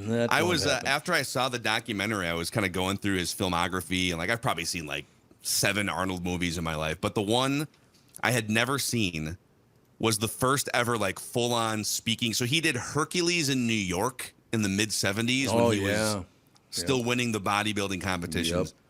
And then a couple years later, he starred in a movie called Stay Hungry with Jeff Bridges, like a clean-shaven early Jeff Bridges and Sally Field. What? Stay Hungry.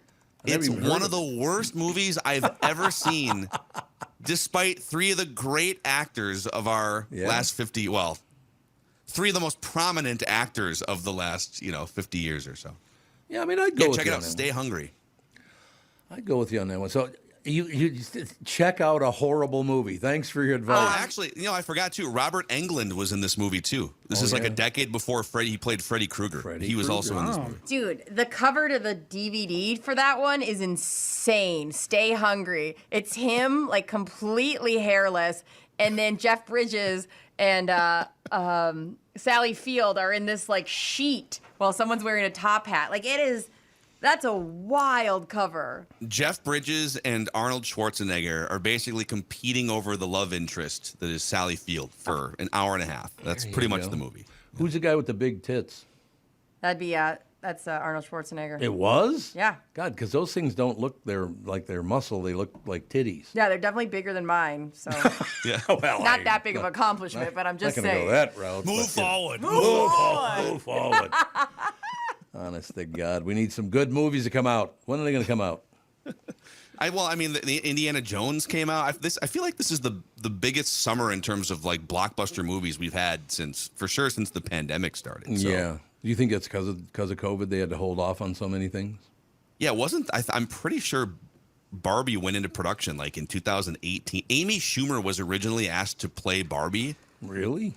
But then she like disagreed with the direction of the script or something, and so they went with Margot Robbie instead. Yeah. Amy Schumer know more about something than everybody else? I've never heard of that before. God, she's another. Or maybe she didn't because it's $1 billion hit at the box office. She could have had a 5% cut of that, Tom. I don't know. That's pretty good, man. That's not a bad time, no question about that. But no, we were talking about it earlier with Chris and Bert. The streaming right now is phenomenal. That's why I guess I'm having such a hard time getting to the movie theater. And I love the Edina Theater is about 5 minutes from my house. I love that theater. I just wish I could go see something I'd like. Yeah. But do you ever find yourself like Brittany did 10 minutes ago where you start excitedly explaining like this new streaming thing that you were watching and then you realize, or this movie, and you're like, and then you're out loud, you're like, it's about child trafficking. My wife did that at a gathering yesterday. We were watching this thing on Hulu a couple nights ago. And like it was like this kind of gals brunch gathering thing, and she's like, "Oh my God, have you guys seen this new show on Hulu? It's like a 3-part series about a guy who's a serial cheater on his wife and then becomes a child sex abuser." And she's like halfway through, she's like, we're gonna see Barbie tomorrow. I feel the story of my life because I've always probably been one of my more morbid friends, and then I always played a lot of video games. So I'm like, oh, you love this game. You run around killing prostitutes. I'm so sorry. I'll show myself out. Yeah, here's a picture of a puppy. I swear, don't take away my girl card. I swear, I'm not a monster. We did the same thing with the Jared from Subway. I think it's on HBO Max. There's like a Jared from Subway 3-part thing. It's like, have you guys seen the Jared from Subway documentary where I know. Yeah, it's great. Side note, we really need to talk about Subway making bad decisions about who their sponsors are, because now they have a competition that if you legally change your name to Subway, you can get free Subway for the rest of your life. I saw that, yeah. Okay, so you picked the wrong sponsor, you didn't do enough background check, you picked the wrong sponsor with Jared. And now you're letting people desperate enough to change their name to Subway for free food to take on like representing you as a company. I don't see this going well. I mean, if you start to do like the math on the value, I mean, I feel like it might be worth it. Yeah, but like, what are we going to find about Subway, like I'm going to use my last name, Subway Arneson. Now that person is like Subway Mackey. Is this like what are you going to find out about these I see. people? So you're saying like they have to be wary that they might stumble upon another Jared. I'm saying from your standpoint, you should consider it. That's a lot of free food. That is a lot. I mean, when's the last time you ate at Subway? Any of you? oh, forever ago. Phil? Last week. Really? Last Phil? week. What do you get? I had a hankering, man. What'd you get? I had a hankering for one of those meatball sub sandwiches. We were out of groceries, out of food. There's a Subway right down the street, and I just gave right in, man. I just went right over there. The only time I wanted it, the OBGYN doctor when I was pregnant had a Subway in the first floor. That's the only time I ever wanted it, and I was too scared to eat there because you're not even supposed to have deli meat. And I was like, out of all deli meat, I should not be hitting up Subway. But that was the only time I ever wanted it. Was like, oh. So I know Phil's got to go, but quick question. What Subway used to be huge. Everybody went to Subway. What happened? I think it still is huge, right? Oh, I think is it? in terms of their market share for is it fast food or fast casual? Where does Subway fall? I think that's so interesting, Tom. I think it fell in the way of, remember how Brugger Bagels started, and it was known as healthy, and we thought eating bagels is so healthy. Yeah. And then we're like, wait, eating 5 bagels a day, not so healthy, just because you put alfalfa sprouts on it. And then it was like Subway was looked at as healthy, like the healthy option. Oh, okay. And then now I think they're like, no, actually, the bread can't even be called bread because of the sugar content in it. So I think it's one of those things that we just constantly are trying to find whatever the new fast healthy thing is. So eating a foot of sugary bread with teriyaki sauce smeared all over it is not the best way to stay But healthy. I added lettuce, Phil. And spinach. Yeah, true. All right, Pally, we held you for a couple of minutes too long. Sorry about that. All right, go Twins. Hey, let's go. Let's get them. There's always a new series. Always a new series. Go Twins and take Danielle Hunter along with you. Yeah, no, he's back. He signed. I know he signed, did. Like I $20 said, million for 1 year. Yeah, then he can go be a free agent in March. You think they'll trade him after they signed him? It'd be funny, right? Hey, I think it we would got be. Danielle back in the fold. You're going to the Jaguars. Have fun. All right. Thanks a lot, Phil. All right. See you guys. Have a good day. Phil Mackey, ladies and gentlemen. SKOR North. Judd will be with us tomorrow, Wednesday, and Thursday, and Phil back on Friday, which is good, I think. Yeah, I don't know why. To tell you the truth, I don't even know why I haven't had a Subway in years and years and years. I just haven't. Yeah, it's just one of those things where it's pretend healthy, and I'd rather have something else if I'm going to do pretend healthy. Well, the biggest problem is I have a Subway that is 90 feet from my door, but if I go 3 blocks down, Fat Lorenzo's is right there. Oh, yeah. So why would I ever eat something that is so generic and, homogenized like Subway when I can get an amazing sub, an extra couple blocks away? Yeah, that is true. If I'm going to go full-on sandwiches, there's other places I'd rather go. What's weird about that that's not the case with me. I haven't had a Subway or a sub sandwich from anywhere in years, and I don't know why. I love sub sandwiches. I just don't know why I don't eat them anymore. It's very odd. It is odd. I'll have to think it over. Really think it through. What would be your go-to order if you're going to get a sandwich? God, I have no idea. I have no clue. Are you a turkey, ham? You strike me as an Italian guy. I like Italian food a lot. Yeah, you're absolutely right about that. Do you like it when they put the Italian sauce, like the Italian dressing on sandwiches, like the oil? Oh, you mean like Italian? No, I don't like that. Yeah, because I was going to say salami, meat, turkey, ham, you do all 3, then lettuce, tomato, Italian sauce on top of it. But that's not your go-to, huh? No, and I don't know why, to tell you the truth. I don't know why I stopped. And I didn't do it on purpose. It just occurred to me while you guys were talking. I bet you it's been 15 years since I've had a sub sandwich of any kind. Ooh, that's odd, isn't it? Yeah, it is. A good sub sandwich is better than anything in the world. Than anything in the world. I mean, even just a good turkey sandwich that somebody else makes. Is it better than tiramisu? Because don't tell Fawn that. Yeah, it's better than. I would take a sandwich over most desserts, but that's how I roll. Yeah, not in my family. I'll tell you that. She's all about tiramisu. They do like their stuff. No, it's just one of those deals where I I don't know why I do the things I do. I just kind of do. Well, you guys must have things like that in your life. I think things trend and come in and out and all that guess. stuff. Like, I think it just happens like that. All of a sudden you'll realize I haven't been to Dairy Queen in forever. Like, it's just routine and trend and where you move, things like that. Well, that's a good argument, too, because I love the chocolate cone at Dairy Queen, but I haven't been to Dairy Queen in a long time now. You're in a Dairy Queen, like, blind area. Like, there's one right at 77th and Highway 100. It's about 5 minutes from my house. Oh, really? Oh, I guess, yeah. No, but I don't know why, because you can drive through and get a damn cone. Why don't I do that anymore? I love that. It's very odd. Oh, I hadn't even thought about that before. Once in a while, going picking up an ice cream cone. I did it the other day when I brought my dogs to the vet. There's that little Dairy Queen over near North Memorial. Just a tiny little speck of a thing. You have to get out of your car to get it. And I got myself a cone, and it was just like, this was my reward for bringing my dogs in to the vet. Like, it felt so good. Somebody told me they shut down the one over on Snelling. I hope not. That thing's been there for 100 years, for Christ's sake. Snelling, just kind of south of 94. Few blocks. Yeah, south of 94. You know, if it's the one that's if you're going south, if it's on the left-hand side, I believe that one is still there. That one's still. No, this one would be on the right side. On the right side, I'm not sure. It's not even. I think you have to go in. And it's a little building. It's not a very big building at all. But I used to love going. Well, my kids went to St. Thomas and St. Kate's, so we used to go there all the time. But that was many, many years ago now. I'd have to ask my brother. He lives right over there, and he is a Dairy Queen aficionado for sure. Why don't you say it like that woman said on the KQ show that one time?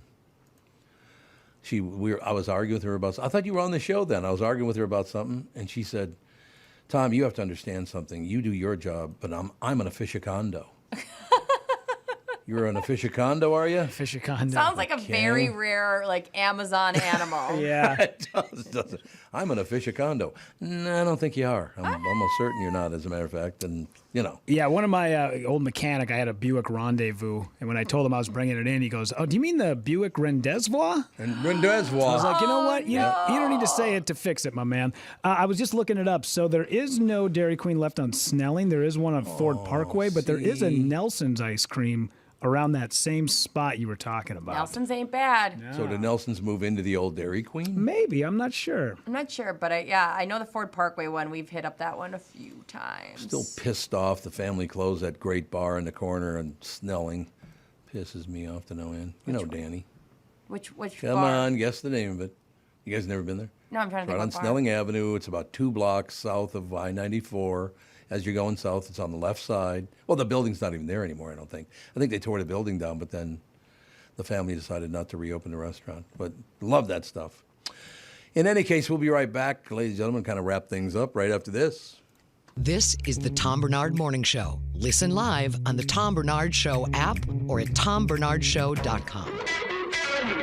It's time to beat the heat. This is Tom from my friends at Miller Marine and Power Lodge, giving you the keys to a cool lake breeze. With clearance pricing on 2023 luxury pontoons, fishing boats, and more, our dog days of summer won't last, and neither will their inventory. So do both of us a favor and go from floor to shore today with iconic Bennington pontoons and tri-toon packages at doorbuster pricing at Miller Marine in St. Cloud and all Power Lodge locations. Get your first cruise in by sunset. But don't wait on this limited time special. Power Lodge offers competitive financing with no money down. By the way, if you need delivery to your dock, their team of experts has you covered. Discover what thousands of our Minnesota neighbors have and explore our lakes and rivers in your own boat at Elite Savings. I said Elite Savings, darn it.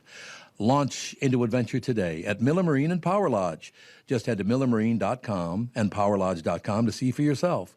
Financing is available on approved credit. Freight and prep are not included in packages. Hi, I'm Mike Bryant, and I'm driving my car safely and legally communicating on my phone. Minnesota law allows a driver to use their cell phone to make calls, text, listen to music or podcasts, and get directions by voice command or single-touch activation without holding your phone. Violations are very expensive. The National Safety Council reports that cell phone use while driving leads to 1.6 million crashes per year, and nearly 400,000 injuries are caused by texting and driving. Not surprising, since 4 seconds with your eyes off the road is like driving the length of a football field blindfolded. And research shows that just 2 seconds increases the risk of an accident up to 24 times. Texting may only take a second, but it can end your life or ruin it forever. Please, drive safely and stay alive. Find Bradshaw and Bryant, personal injury attorneys at minnesotapersonalinjury.com. Bradshaw and Bryant. You need to know a guy for your auto repairs, legal issues, banking, and more. The same goes for investment advice. You need a guy to help you be successful, someone you can trust, who gets results. Well, I got a guy for you. Josh Arnold. Josh gives you straight talk, not sugar-coated advice about your financial situation.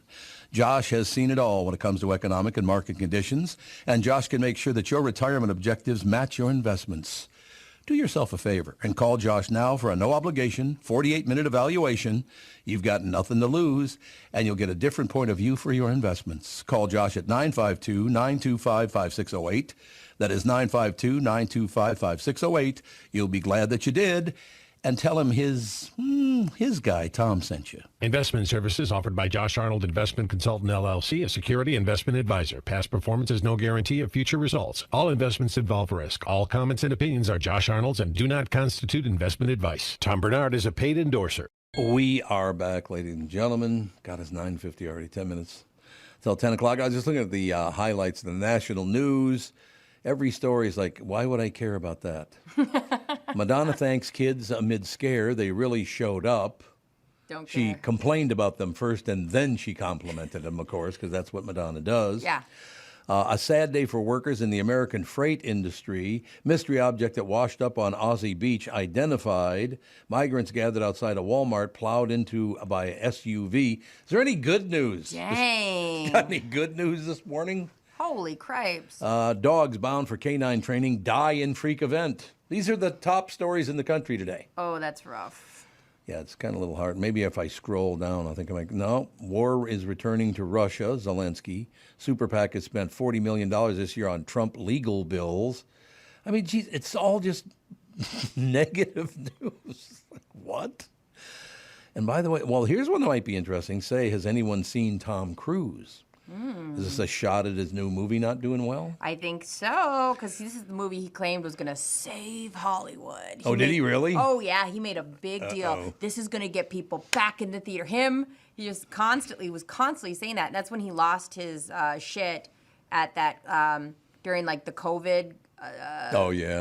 Sure, yeah. Yeah, and he was like, which I kind of understood, because they kept getting shut down for COVID issues.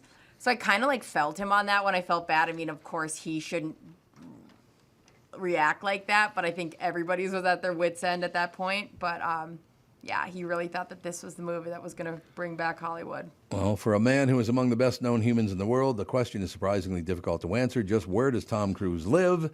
And it is the one Katie Weaver sets out to answer in a wildly entertaining piece for the New York Times Magazine. Who cares where he lives? It is interesting in my mind because I've never thought about it. It's one of those things where you go, oh, yeah. But I don't know where a lot of celebrities live. Like, I don't have... Yeah. Cruise, you may be surprised to learn, has not given a substantive interview to a journalist in more than a decade, which is part of the reason nobody seems to have any idea where he lives, as in nobody's even sure in which country he lives.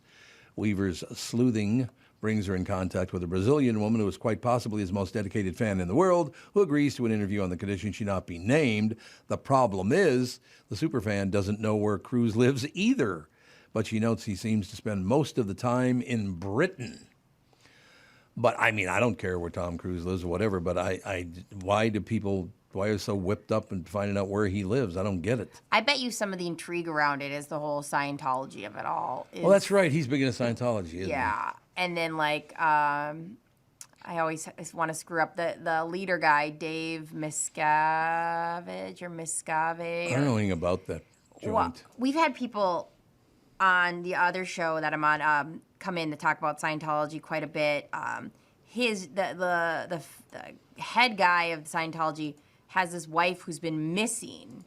Like, they won't admit she's missing, but hasn't been seen in public for years. And so that's always kind of like, there's something around that. And wait a minute, his wife's been missing for years and no one cares? It's like, I don't, it's kind of weird. It's so wild. If you get into it, the more you get into it, the more you're like, get me out of this, because it's super spooky. Like Leah Remini does a bunch of shows about it. Oh, she yeah. left Scientology. Yeah. That's right, Scientology. So what is that again? And Scientology is a belief in what? Great question. I have no idea. Wait, was it South Park that did a whole thing on it? South Park did? Yeah, and that's true, which they're known for really doing their research. Well, as they keep explaining it, they keep saying, this is honestly 100% what these people believe. And then they would give a little bit more information that sounds like it's made up. And they go, no, trust us. This is what Scientology believes. There's like a volcano guy at some point. And John Smith, and then he did the thing. No, that was, I'm thinking of Mormon. Mormon. I think that was actually about... Did they also do Book of Mormon, Scientology? they do a thing about that whole deal. There's like comparisons. But yeah, it's such a weird... I mean, it's all weird. Like, right, it's all religions have like some weird origin stories where you go, can we just pretend that's like a fun story? Sure. Like, but... Well, is that to draw people in by scaring them, do you think? I think that they keep that one under wraps until you get a little closer in, because I can't imagine them starting with those stories. I just have no interest in that kind of stuff. So don't people have to go in to visit? They don't come out. Did they come up to you on the street and start talking about that stuff? They claim that does happen because we have a Scientology center downtown St. Paul. Oh, we do? Yeah, but I don't know. I think they probably have their leads. I think they have to be a little bit, I would assume, go through people they know at this point, but... So if you belong to this one great religion, you're cool and good to go. Is that what it is? Well, they describe it on their Wikipedia as Scientology is a religion to help people use scientific approaches to self-actualize their full potential.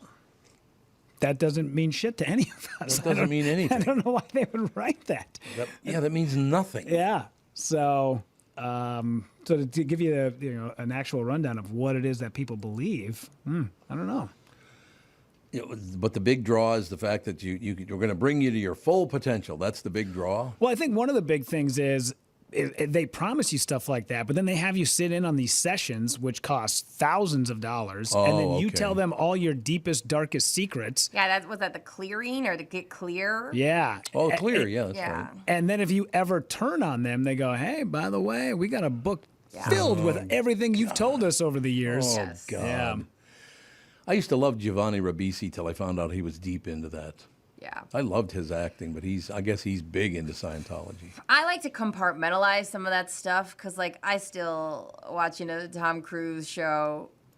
There's some movies he's in where I'm like, you are talented. You might be batshit, but you're talented. Well, he's one of the biggest draws in Hollywood still, isn't he? Oh, yeah. I think so. I think. I mean, we've talked about this too. Are actors the reason you're going to things anymore? I don't know. Oh, good question. And I do think there's something that, like, we talk about it as a negative, but sometimes I think that's a positive because we're relying more on the content of things than just like, if this actor's in it, I'm going. Yeah, I could see that.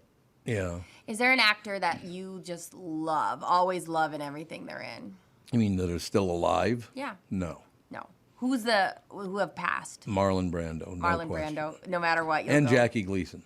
Marlon Brando and Jackie Gleason. Matter of fact, we only got 2 minutes, so Kendall Norberg, my good friend, told a story yesterday to a couple of other people just sitting around that Louis Anderson sent me Jackie Gleason's golf clubs. Whoa! Because Louis owned them. He bought them.